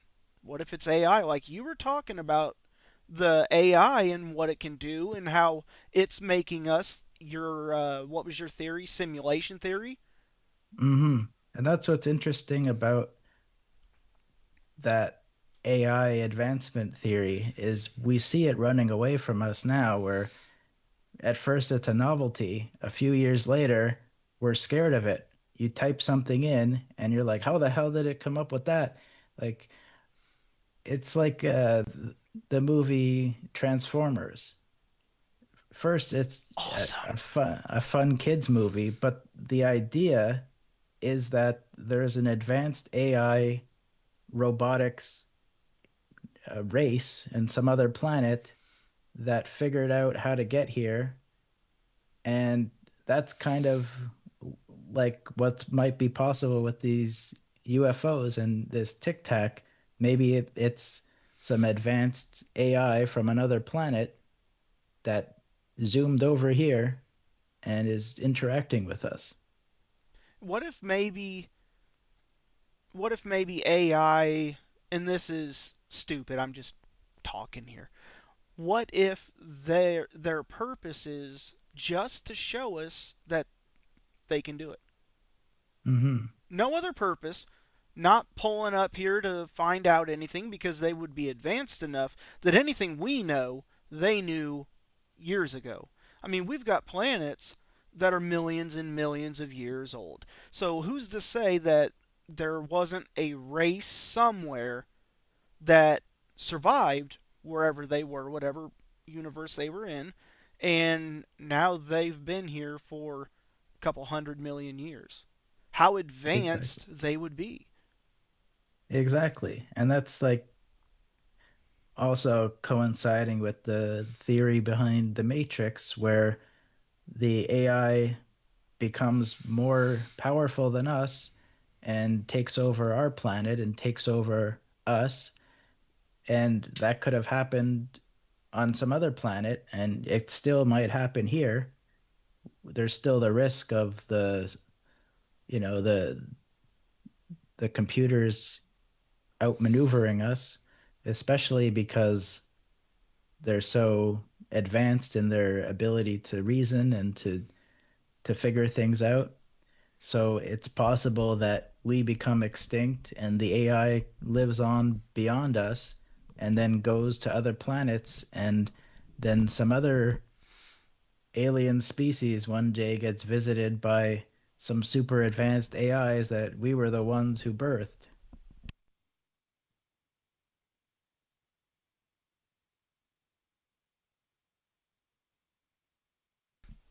Man, that that's a lot to think about. That's a lot to take in because the Hmm. stuff you're spitting out, there's some possibilities, and it challenges everything we know.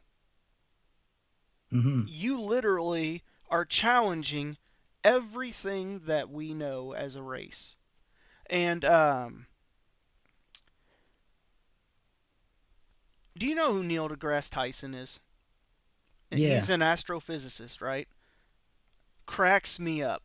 I watched an interview with him. It was a clip where aliens was the topic, and he had said, "Where's the proof? Show me proof that the aliens and UFOs exist. Show me something I can study.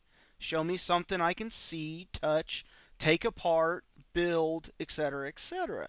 And he said, "What we need to have happen is have somebody abducted by these, because everyone's getting abducted and probed." He said, "What I want you to do if you get abducted, grab anything. Doesn't matter Hmm. what it is.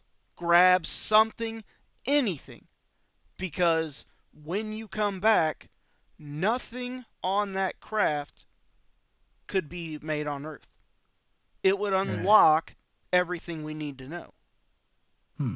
So Yeah. he said all you got to do is just steal some. When you're on the aircraft, just steal something. Yeah. That's true. That I would, think about that with like meteors. They come from other planets or other galaxies. They fly into our Earth. It's so interesting to me.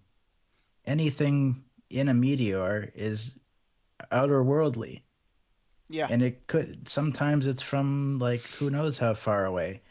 It's and people find like, crystals and stuff like that to me is the most likely case of us discovering an alien species. It could just be some bug on a meteor that flies in and is like frozen inside a rock. Like to me, that would be a super cool thing to do. Like those people who just hunt meteors. They see it falling from the sky, they get in their car and they like find where it's gonna land, and then like who knows what you're gonna find in there. It could yeah. be it's all a mystery. Like you said, a bug. Even a bug is not from this planet. So finding it would tell you a lot. Yeah. So, like I said, I'm Christian, but check this out. Aliens are defined as extraterrestrial, right? Which on Facebook, I put for me, I'm extraterrestrial. I identify as extraterrestrial. America. So, if you think about the Bible, it specifically mentions God and angels, right? All of which existed before Earth, all of which come to Earth, right? Hmm. By definition, if you believe in Christianity, you have to believe in aliens. They are extraterrestrial. By definition, an angel would be an extraterrestrial, a life form born outside of this planet. Hmm. So you'd have, if you believe in the Bible, you've got proof right there.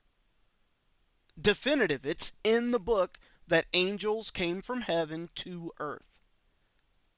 Hmm. So anybody that is Christian, Catholic, whatever, I'm not trying to offend anybody, but anybody that believes in the Bible and says aliens can't be real, I'm like, you better get back to that Bible. There's plenty of proof. Hmm. If you believe the Bible, you believe in God, you have to believe in aliens. That's what they are. They're extraterrestrial by definition. Not little green dudes rolling around, take me to your leader. Not that kind of stuff. But by definition, they're extraterrestrial. Hmm. Yeah. Like there's a lot of that kind of like lore and theory in the Bible where people suggest that there's double meanings, and that's also like why there's such intrigue in religion still, people looking for clues. And like I was brought up Jewish, and there's this whole advanced Jewish Bible called the Kabbalah that apparently it's like a coded language that has the secrets of uh like I don't know, some kind of secrets that give you powers or something, and people believe it's coded in this hard to read scripture, and it's always like some secret spell or code that's only a few people can understand and glean the knowledge from. And an interesting thing that my friend also showed me was this. It's a channeling of a supposed extraterrestrial being that doesn't have a physical form, but communicates through somebody on Earth who's channeling it. And it has a lot of interesting insights about the world and humanity. It's called the the Law of One. Ooh, tell me about that. Yeah, so I stumbled upon this, and it's this being called Ra, R-A, and it says it's a sixth or seventh density being, which means it's like another level beyond what we are. They describe these densities as like a two density is like an animal, and we're like a third density. And then they say people that have reached enlightenment, like a Jesus Christ or other certain people, have reached this other level of being. And then after we die, we just go into another level, and they describe everything as like an energy or a color.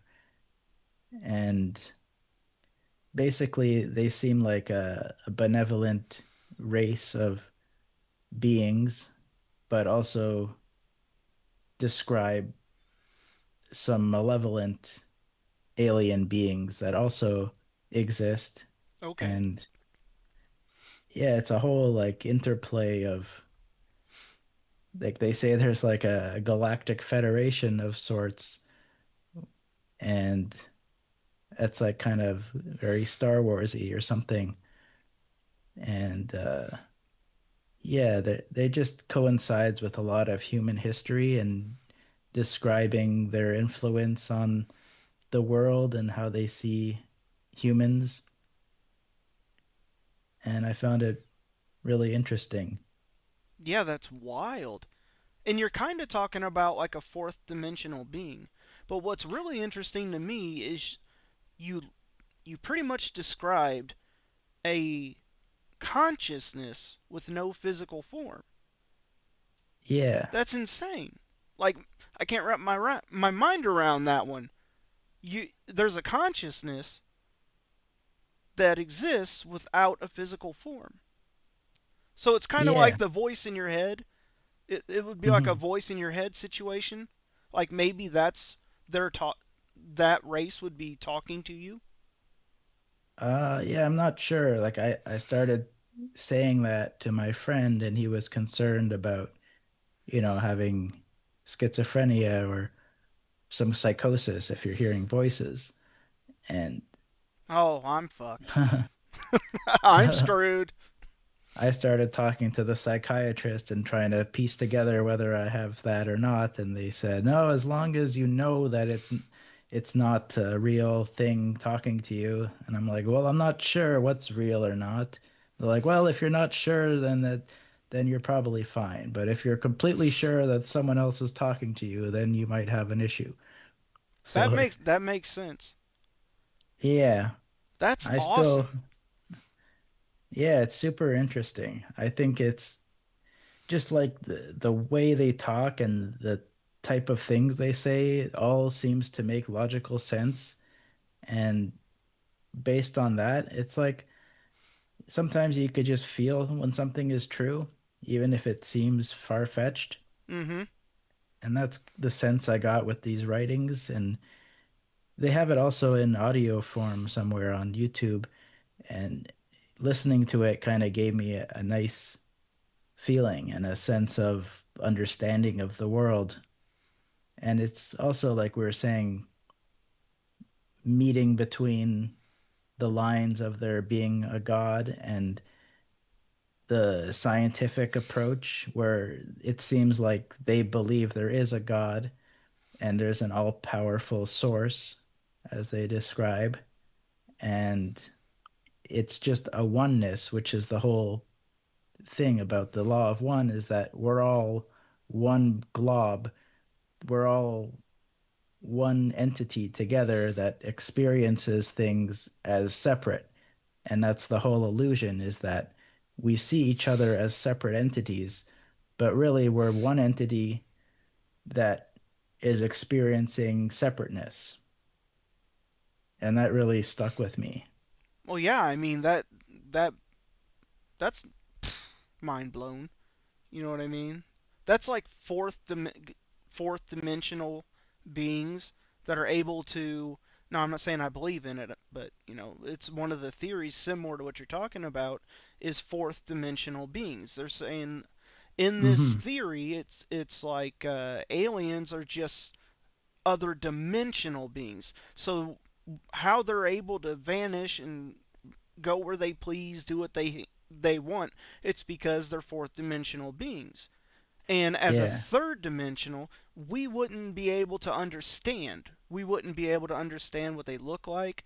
We wouldn't be able to understand anything about them. Because first dimensional can't understand second. Second can't understand third. Third can't understand fourth. Hmm. Maybe that's the case. Yeah, I think they even explicitly said that they are a fourth dimensional. It's like they don't experience time the way we do, so they can just Like a see. linear time. Yeah, like it's just everything is happening at once to them. And so just like the third and fourth dimension thing, they can reach in time and pop in and out of what we experience as time. And so they can't really understand our perspective. They say like things like, "Oh, in 1,000 of your human years, as you would say, this has happened." And like they talk about times that they appeared to humans on Earth, like during the pyramid times, and how it seems like these entities appear to people more in the past when we didn't have cameras and stuff, so that it's like maintaining this air of mystery. And they mentioned something about how we should never be sure that there is these aliens, because then that would cause a big issue with humanity. Like it's good that there's a mystery about it. Yeah, yeah, that makes sense. I'm glad you brought the law of one up because that's very interesting. Also, side note, you said you're Jewish. Awesome. That's Thanks. awesome. Because I've actually been interested in some of the readings, and one of them was the law of one. Oh, really? I thought that was pretty interesting. I didn't get too far into it, but I thought that it was really freaking cool. Yeah. And you explained it really well. You know what we need to do real quick? Um, Not giving the full name, your friend that helped you through all this. Just using his first name, give that man some props. Yeah, for sure. His name is Nicholas, Nicholas, and okay. we met through online on Facebook. And like I know there's so many people out there online, and I always find it amazing when I'm able to connect meaningfully with different, like, genuine cool people like yourself. And like in a world of trolls and bots and things to find like real connection is pretty amazing. So I feel lucky that I'm able to pick through the weeds and actually find Right. meaningful connection in this chaotic online landscape. Because it's extremely difficult. A, everyone's just fighting for attention. And, Mhm. like, my podcast is brand new. I don't know what I'm doing. I couldn't get your camera. Like, I'm looking at you right now on my TV, but I couldn't get it to work. But it, I don't care about the attention. I'm just doing this because it's an outlet. I'm Mhm. able to talk about the things that I want to talk about. No rules, no regulations, no. I mean, I don't really care what people think. So I'm not fighting for attention. I just want to meet people like you. How I met you through Instagram, TikTok, Facebook, YouTube, etc., etc., etc. The only difference is I'm going to be real. I'm not Mhm. trying to be in front of a camera, I'm the best, or show off my convertible, or show off, I don't care about that. I'm not here to get rich. It's just fun for me. I just wanted to do it, and I thought, hell, why not try? And within the 2 months this podcast has existed, this is the very first live. Again, I wish I had your camera. Um, and I've already met so many people. I've got this woman who has her own podcast called Ruckus Room, and she is awesome. She was going to have me live on her podcast Thursday, but God forbid, she's sick, is how I'll say it. She's sick. So we're rescheduling for next week. But meeting these people is, like you said, awesome. Because there's no other way that I would have found somebody like minded. Mhm. It's not about us trying to get rich. We're doing it to appease ourselves. It's for us to find people, to help people. That's a big thing. We got to help people. We got to help other streamers. And Mhm. I may be at the bottom right now, but I'm having fun. And that's what I care about. I'm having fun. I'm nervous. Every time I do an episode, I'm panicking. I'm saying the wrong thing, so I have to keep editing. I spend more time editing than coming up with the writing or coming up with the story because, I don't really. I'm learning as I go. I'm using YouTube guides to figure things out. Mhm. Allegedly, they work. Allegedly. But meeting people like you and people like my friend from the Ruckus Room, and there's some other people I've met that want to do live podcasts with me. So I'm going to figure out how to get this so the other person's camera will be working. But I'm excited. It's not for money. Views would be great. Helping promote you, helping promote other people, helping other streamers. That's awesome to me. We're having Yeah. fun. Where else could I have had a conversation like this comfortably without worrying about judgment? Yeah, Couldn't. exactly. Couldn't. That's why I like this intimate format. It's like I really want to connect with people, but I don't want to go out to a bar and publicly be a bunch of people yelling and stuff. And it's difficult for me also just to be out in public, and it takes a lot of energy. And I'm comfortable being here and talking to people who I have a sense of who they are. And also, it's productive because other people can get a bit of our conversation too. It's not just floating away in the wind. It's nice to have people to talk to that you can say crazy stuff like we've already been talking about and be comfortable about it. I'm Yeah. happy about that. I'm happy to meet people like you. And I hope in the future we have a lot more interviews with all Mhm. kinds of people and get in, like having your friend, you, myself, having a group of people doing these discussions would be outstanding. Hmm. Once I figure out how Yeah. to do it, Yeah, I'm happy to connect you with different people. I think that'd be really fun. yeah. Once I figure out how to get multiple cameras into the podcast, that would be really cool to have four people in a big conversation like this because everyone's different. You can take two doctors that have been trained identically, but they believe totally different things. I can train Mhm. you and then train your friend to do one thing. It's going to end up different. Everyone has different opinions. So having four people in this discussion would be great. Everyone has a good point of view. I'd like to hear it. I've got a Mhm. person that is a flat Earth believer, Oh yeah. and whether or not I agree or believe what they're saying, we have some really interesting conversations.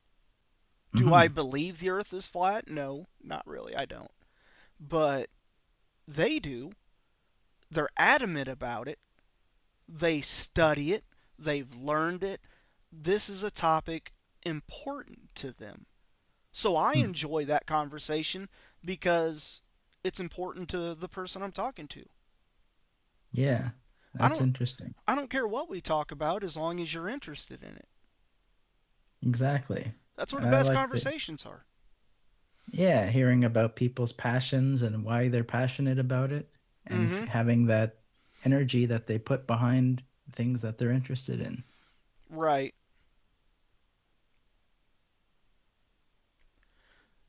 And I don't know, man. It's just really cool having your perspective and point of view, especially Thanks. talking about Raw. That's Oh yeah. that's a topic that I never really got into to understand, but I always thought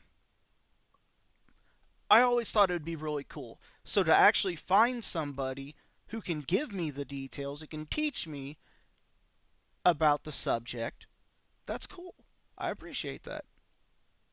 Yeah, I just found it really intriguing, and whether or not you get deep into it and think it's all super real, like I'm glad you're open to exploring that because I think it's interesting to listen to. Yeah, I'm very open-minded, but I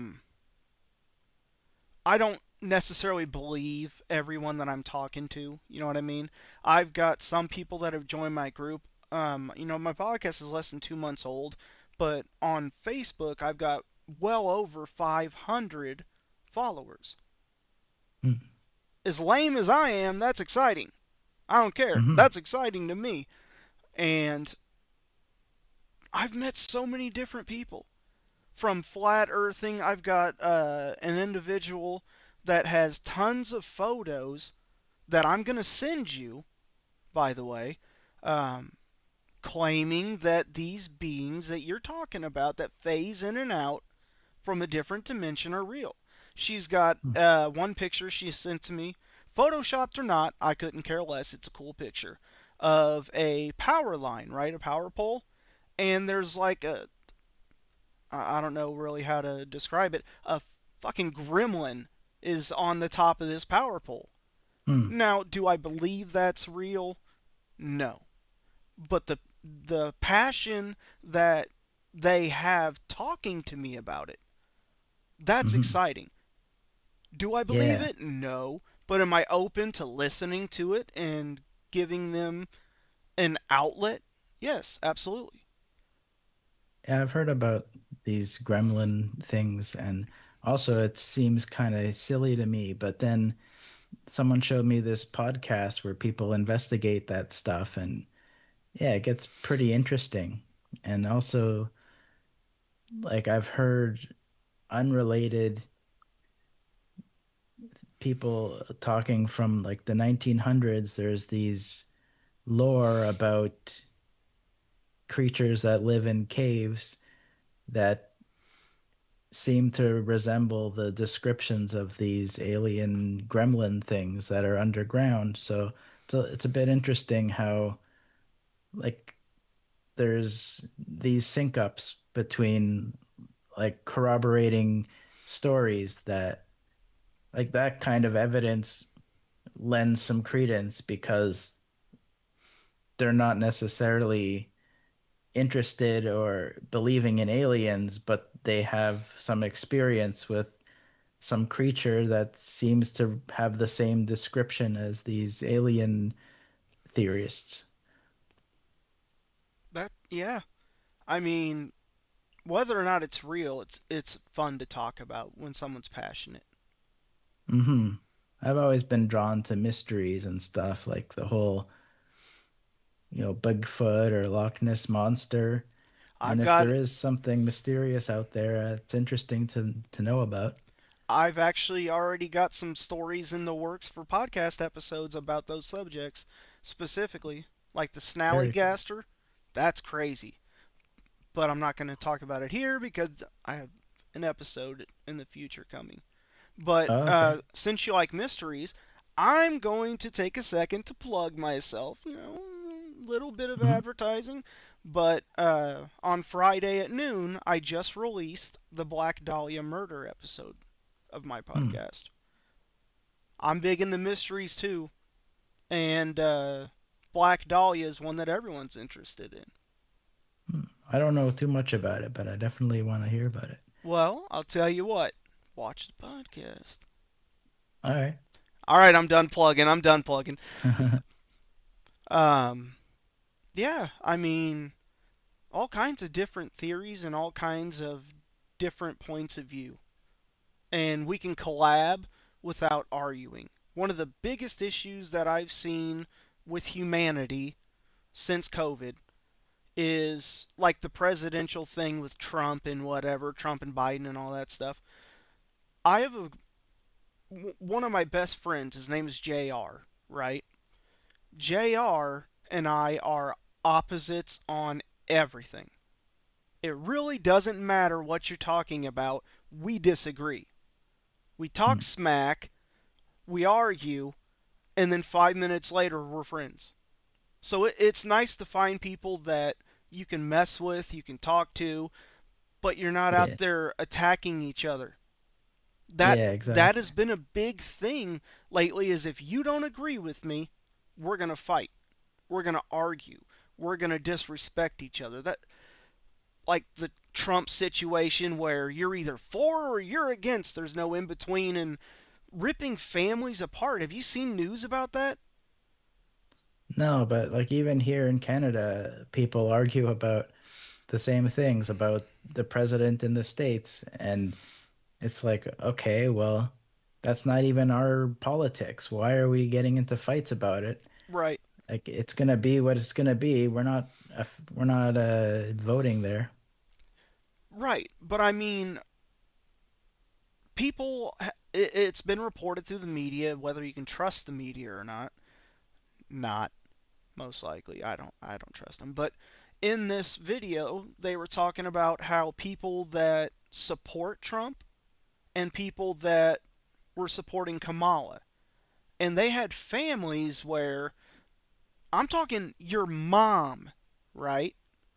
I'm talking people's mamas were being disowned by family members just because of who they voted for.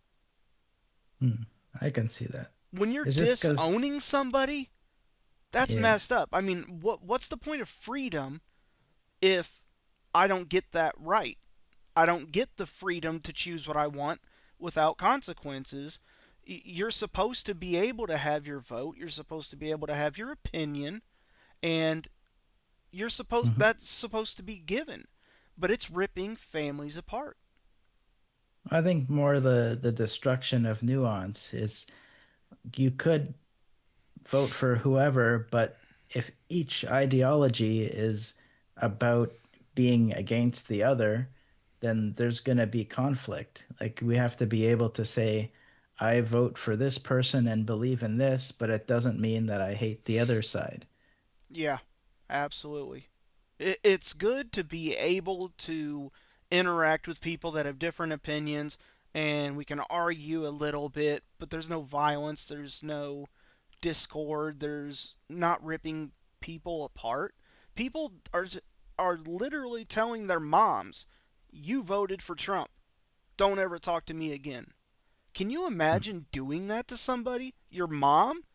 Can you imagine telling your mama, I don't want to talk to you anymore because you voted for Trump? That is Hmm. insane in my mind that people are doing that to each other. Yeah. Ripping your own mother apart just because of who they voted for. That's not freedom. Yeah. And if you're sitting there telling people, vote for this or vote for this, you have to do it, or you're the enemy. You are exactly the problem Hmm. with that mindset. You are essentially the problem because by demanding I identify you as this, by demanding I call you this, Hmm. you are It's taking my right to say yes or no. Yeah. It's just like taking too hard of a stance and feeling a fear and saying, if this happens, then that's the end of the world. So I have to force people to see things my way. And that becomes a violent way of communicating because Mm-hmm. we're not able to see the nuance and say, look, regardless of who is elected or who anyone votes for, we can all come together as people and try to help each other and not be us against them. But nowadays, like I was trying to say, you're either with me or against me, and if you're against me, you are the enemy, period, in the story. There's Hmm. not a lot of people getting together and helping. There's not a lot of that anymore. I'm glad to find stuff like that because nowadays the world is hateful. Yeah. Like kindness is not a thing anymore. It used to be I was raised, yes sir, yes ma'am. That's how I was raised. Hmm. And it was proper. It was expected. That was how we were raised to treat each other. I would call you sir, not by your first name. I would call you sir. And now you can't do that anymore because you don't know if someone identifies as this or this or this, and um, it just there's no community. It doesn't feel like any community. Hmm. No kindness, no wanting to. And like you had mentioned in the first episode, since we got cut off, um, the way things are, you want to help somebody. Like I can tell you like to help people. You see a situation where someone needs help, and I can tell that you want to do it. But now, Hmm. like you were talking about the mall, you take all that risk to do the right thing. Doing the right thing now can be the absolute wrong thing. You can be arrested for trying to stop somebody from burning down a house, destroying your car. Someone can come up, mob you in the middle of the road, but if you run them over, you're done. Hmm. Their actions will cost you. By trying to help somebody, you could get killed. Nowadays, everybody's got a gun. I mean, because of my job, I carry a gun and I carry off duty as well. I'm always stay strapped or get clapped kind of mentality. Um, and it shouldn't have to be like that. But now we're all so scared to help anybody because you're risking getting yourself killed because they're nuts or they're just violent people. You end up, like you said, going to jail. That security guard, he'd end up in jail by trying to stop the people for robbing the place, which is literally his job, to stop people from robbing Hmm. that place, and he could be arrested. They had that in California where they had armed security at stores because, like I said, after COVID, the entire world just went nuts. And in California, they passed a law where if you want to shoplift, keep it under $1,500 and you're good, bro. Huh. They literally passed a law that I can go to California. Hey, I'm on vacation. Let me go steal some shit real quick. but it's under And nothing. $15. So I'm going to sit there with my calculator, and everything I take, I'm going to add it up. Oh, Huh. put that one back. It's at 1500. And the So secure. no, Oh, sorry. Go so ahead. nothing happens if you steal $1,500 or less. Yeah, Huh. literally, that is what it is. And one of the laws they came out with is beyond ridiculous.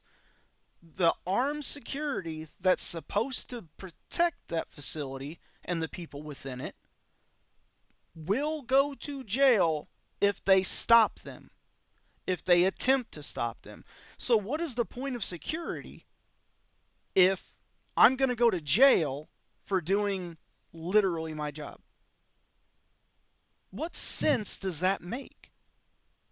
And look at what led up to it. Look at what's happening. People are tearing their own communities apart. And I really think a lot of the riots that are going on in my country, um, we're a bunch of assholes.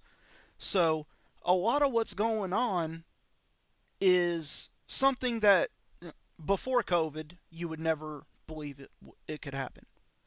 Now you've got how many videos of mobs of people not even wearing face masks anymore? They're so bold, and they destroy everything. Did you see on TikTok recently? There was the videos where they had all the highway patrol, all the police were under an overpass. The police were hiding under an overpass for their safety. Above them, the rioters were throwing rocks, fire bombs, Hmm. destroying active police cars while the cops hid. When What were law they what were they angry about, these people? Oh, you mean this time? We've had all the riots about LGBTQ, which by the way, I support. Don't go crazy. You can do what you want to do. I don't care. It's great. Have fun. But then there was Black Lives Matter, which they destroyed entire freaking cities pretty much, burning down their own buildings, destroying everything, people pulling other people out of car to beat the hell out of them because they didn't support Black Lives Matter. Hmm. My mother lives in St. Louis and St. Louis, Missouri, and she has a Dodge Charger, and she's like 4 foot negative. My mom's really short, she's like 4 foot, standing on a step stool. Hmm. She's gonna love that I said that. I'm gonna send that to her. But here is this older, really small white female driving in her Charger, and the route she had to take, the people that were rioting in St. Louis over Black Lives Matter, she had to go through that while they're deliberately targeting white people. And the crazy thing happened. She pulls up, they just let her drive on and went back to destroying shit. Hmm. Before COVID, that no, law enforcement would have been all over that nonsense. Now, they're allowed to do it. I mean, with how things have been going, I don't care if you identify as a squirrel. That's cool. Have fun with it. It doesn't affect me. It doesn't bother me. So I'm not against you. I'm not making fun of you. I couldn't care less. As long as you're happy with being a squirrel, be a squirrel. Go ahem. Nuts. Hmm. See what I did there? Dad Yeah. joke. Dad failed joke. Definitely failed that dad joke. But this kind of stuff wouldn't have happened. And I don't care what you identify as. That's great. I don't care about your sexuality. I don't care about your race. I don't care about your religion. That that's what makes you you.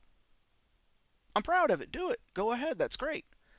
But where I draw the line is when you tell, and I'm not aiming at you. I'm just saying, in general, when they tell you you have to do this. You have to identify as this. You have to call me this. You have to do this. You have to act this way. You have to treat me a certain way. That's where I draw the line. Because, yes, I don't care what you do, but that doesn't give you the right to take away someone else's opinion. You can't Mhm. demand that I identify you as a squirrel.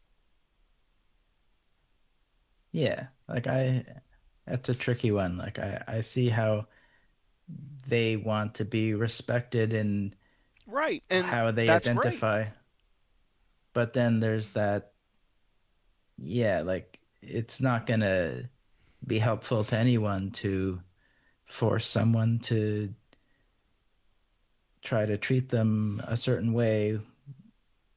Like it's kind of like we have to understand each other on our own terms. We can't come out and say, you have to talk to me like this because I'm different. We have to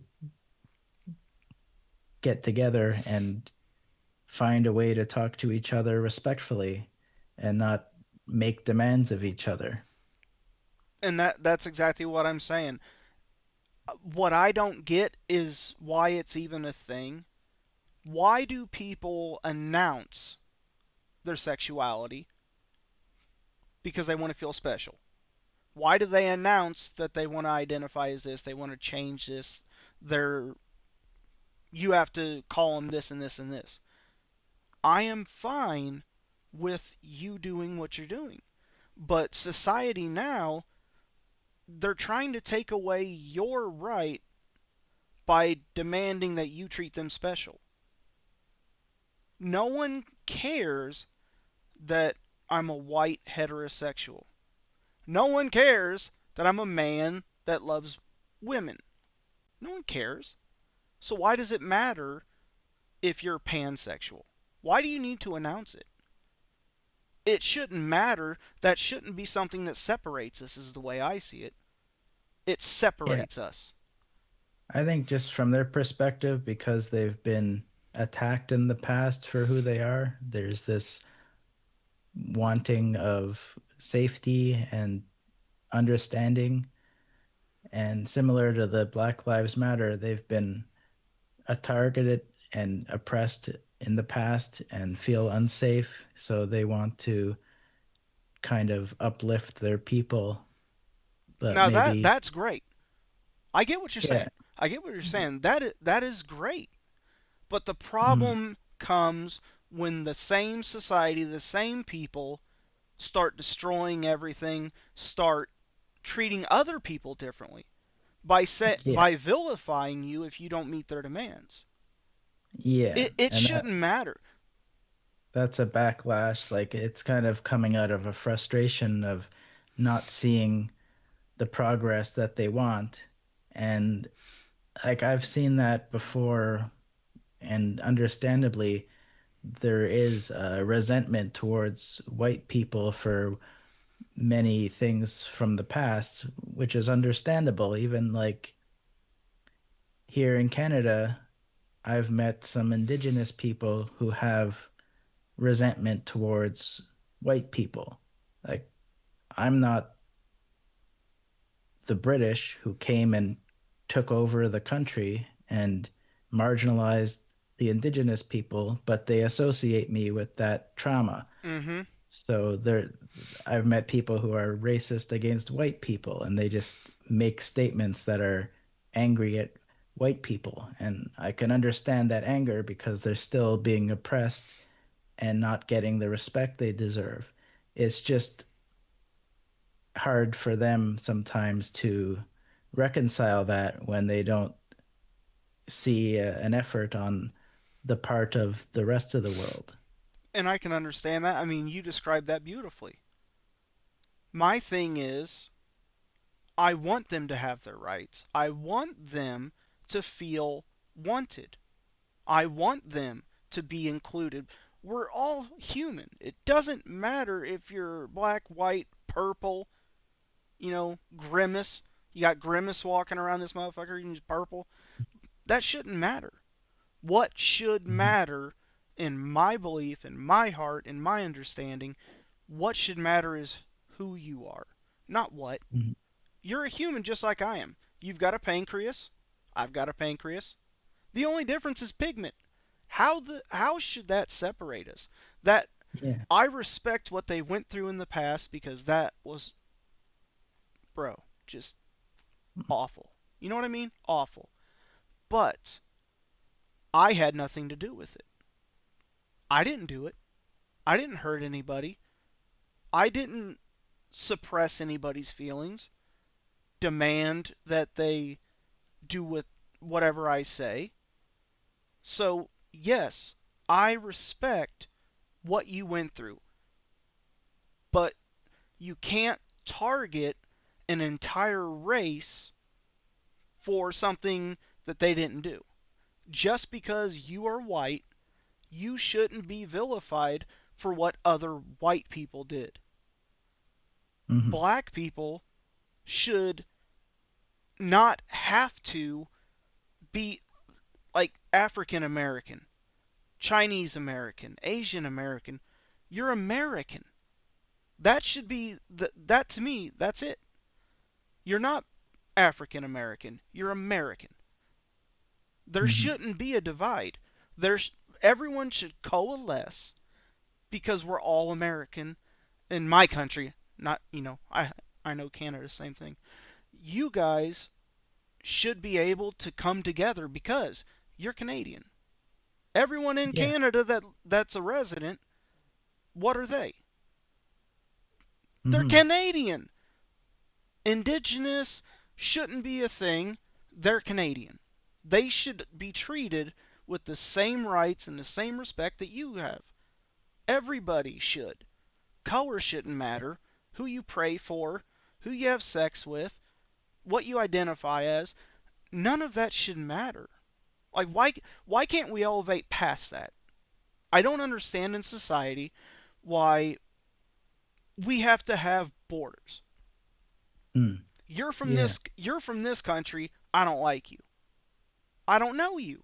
Why do they do that?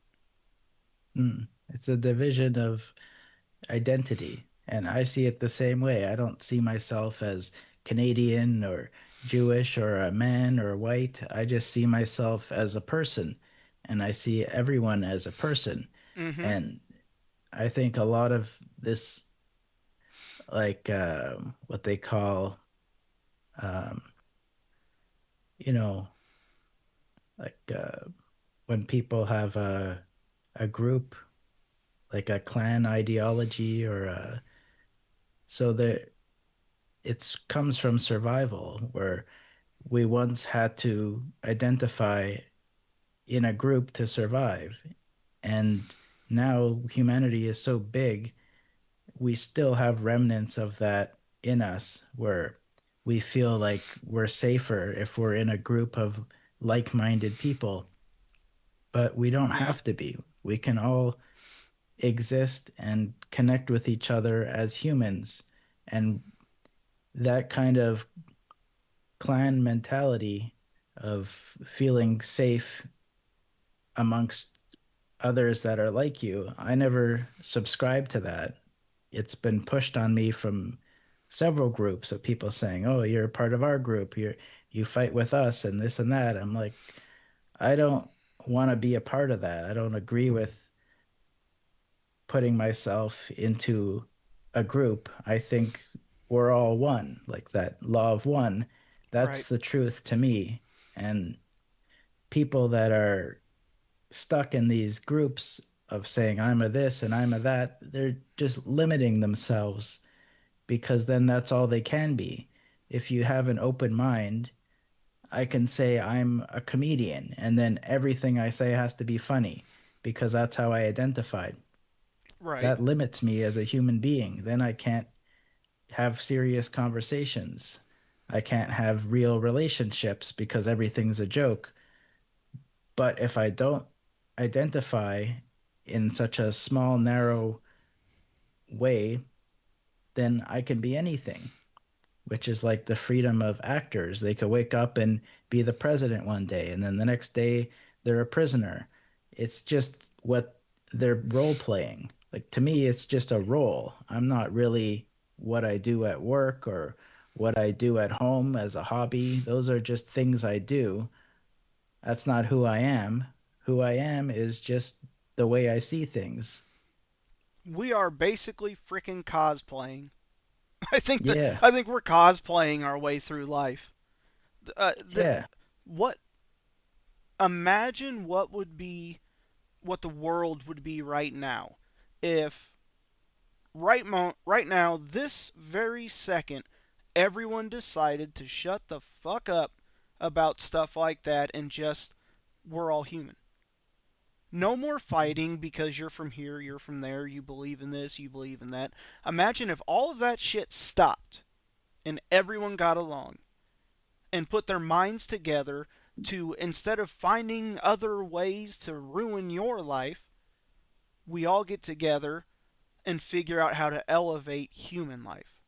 You realize how far ahead we could be with our technology if we didn't spend most of our effort on bombs? Yeah, I was thinking about that.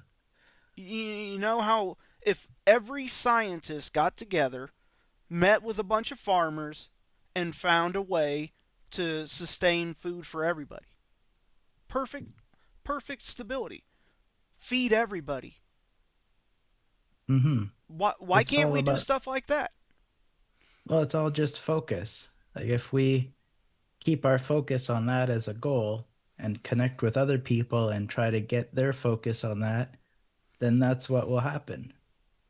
And I think people just get distracted by all this fear and greed that they end up sucked into this world of spending their lives developing bombs and things when if they really focused on what would make them happy and pursuing a personal passion. Like I'm reading this book now from James Joyce. It's a famous book, Ulysses. And at the beginning, it talks about how he was famously anti-war and he was from Ireland. And everyone around him was like, "Hey, we're the fighting Irish. You have to believe in this and we have to fight in the wars." And he's like, "No, I don't believe in any wars." And he spent his time just writing books that push his idea that we don't have to valorize war and combat and violence. There's like everything that's important is just pursuing our own passions. And I think that's a really powerful and beautiful idea. And that's like what I want to try to do with my life is focus on what I can do for the goodness of the world. And I'll take care of my needs, make sure I'm happy. And then beyond that, my effort will go to trying to create some sort of peace because I want other people to be happy and feel at peace. And I know that's possible. I mean, that's exactly right. In my mind, you're exactly right. I mean, is it wrong for me to have those thoughts that if everybody stopped worrying about being rich and famous, if everyone stopped worrying about who's got a nicer car, who's got a nicer house, stopped worrying about you're from Mexico, you're from Kuwait, and we have to be enemies. If everyone stopped that nonsense and we all decided to spend our time elevating humanity, helping each other, you putting resources together for science, uh, Mhm. life would literally be a perfect oasis. But our human race at this point in time, it's extremely hateful. They can't get over Yeah, the smallest thing. You scuffed my shoe, I'm going to beat your ass. Violence yeah. over stuff like that. Anything. But Violence is the answer nowadays. well, I think it's important to not spend effort focusing on that because it does become consuming to see how much anger there is in the world. And even like the other day, some angry person was on Facebook just about like some nonsense, just yelling about hating people or something. And it was like, wow, I could feel this person's anger. Like I feel it in me and it's not making me feel good. I don't want to be in this person's angry world. So I didn't disconnected from them because now they don't exist to me. You press block and then they're just out in the ethos affecting themselves. If we just disconnect and don't pay attention to this badness and give our precious attention to good people and positive efforts, that empowers them and makes them more powerful than all this anger and hate. And we can smother the world with love and make them feel like they're wrong for being angry. If there's so much love in the world that they're the odd man out for being hateful, then they'll acquiesce and want to be like the majority. And I mean, exactly. And the way I look at it is if we would take all the effort for all the stupid stuff to elevate humanity, to help humanity, to bring our race, not our country, not our color, but to elevate human race, to stop hunger, to stop violence. If we put that Mhm. much effort that we put into screwing shit up, we put that much effort into that, we could elevate humanity well beyond what we're stuck at right now. Yeah, absolutely. And we can do that every day with little things like giving food to someone who needs some food or having some level of support. And every little thing will have a positive ripple effect and also might inspire someone else to do something. And just like I've been inspired by positive actions I've seen, my positive actions might influence others. And like I see that as a powerful wave of change where people can get on this path towards peace. We could do so much for humanity if we wanted to. We could elevate. Yeah. And it's just a matter of choosing each moment to focus on that. So that's kind of where I'm at. I'm trying as much as I can to focus on being nice and doing good and that's it. Like I put goodness into the world and it comes back to me. We I need find more of you. we'll have more. The more we put out, the more it exists. Like we have to be that good that we want to see in the world. Like Gandhi says, be the change you want to see. I love that. Need to make some art for that. That alone says enough. So, well, we're at a couple hours now, so we're going to be stopping the podcast. Thank you all for joining. Real quick, give us a finish. Promote Yeah, so promote your podcast. so I'm on the Hcast. If you type the Hcast in Spotify, you'll see a cartoon picture of me with some of my comedy podcast musings. And yeah, I do put it out maybe once or twice a week. Started having sound effects, and it's just kind of me talking to myself about whatever's going on and rattling things off. And just like yours, it's just a way to express myself and a way to have fun. And I enjoy talking to people as well. So maybe we'll have you on my podcast and make it interesting. Absolutely, anytime, man. Just set it up with me. I'm glad to have met you. I'm sorry that this episode didn't go as I planned, but this was a lot of fun. I You put me in a really good mood, calm, peaceful. It's nice to be able to have the conversations that we had. And I look forward to having more of them. You've earned a new follower because I'm going to type that in Spotify, and we're boys now. We're homies. Yeah, thanks so much. That's how Really it glad to works. meet you. Yeah, I've adopted you now, see? I have adopted you. You are now my friend, whether you like that or not. It's awesome. I'm happy to be friends and like I really feel that connection and I love getting to know people and having that, you know, connection with each other and relating on things that are really real like this. And we'll keep in touch and do some more of this. All right. Well, that is awesome, everyone. Please like, follow, and subscribe. Check his channel out. He has some really good content. Next episode, I'll have the camera figured out. And you know what? Based on what we've discussed today, I'm going to close with this. Like my man over here says, bring some peace to the world.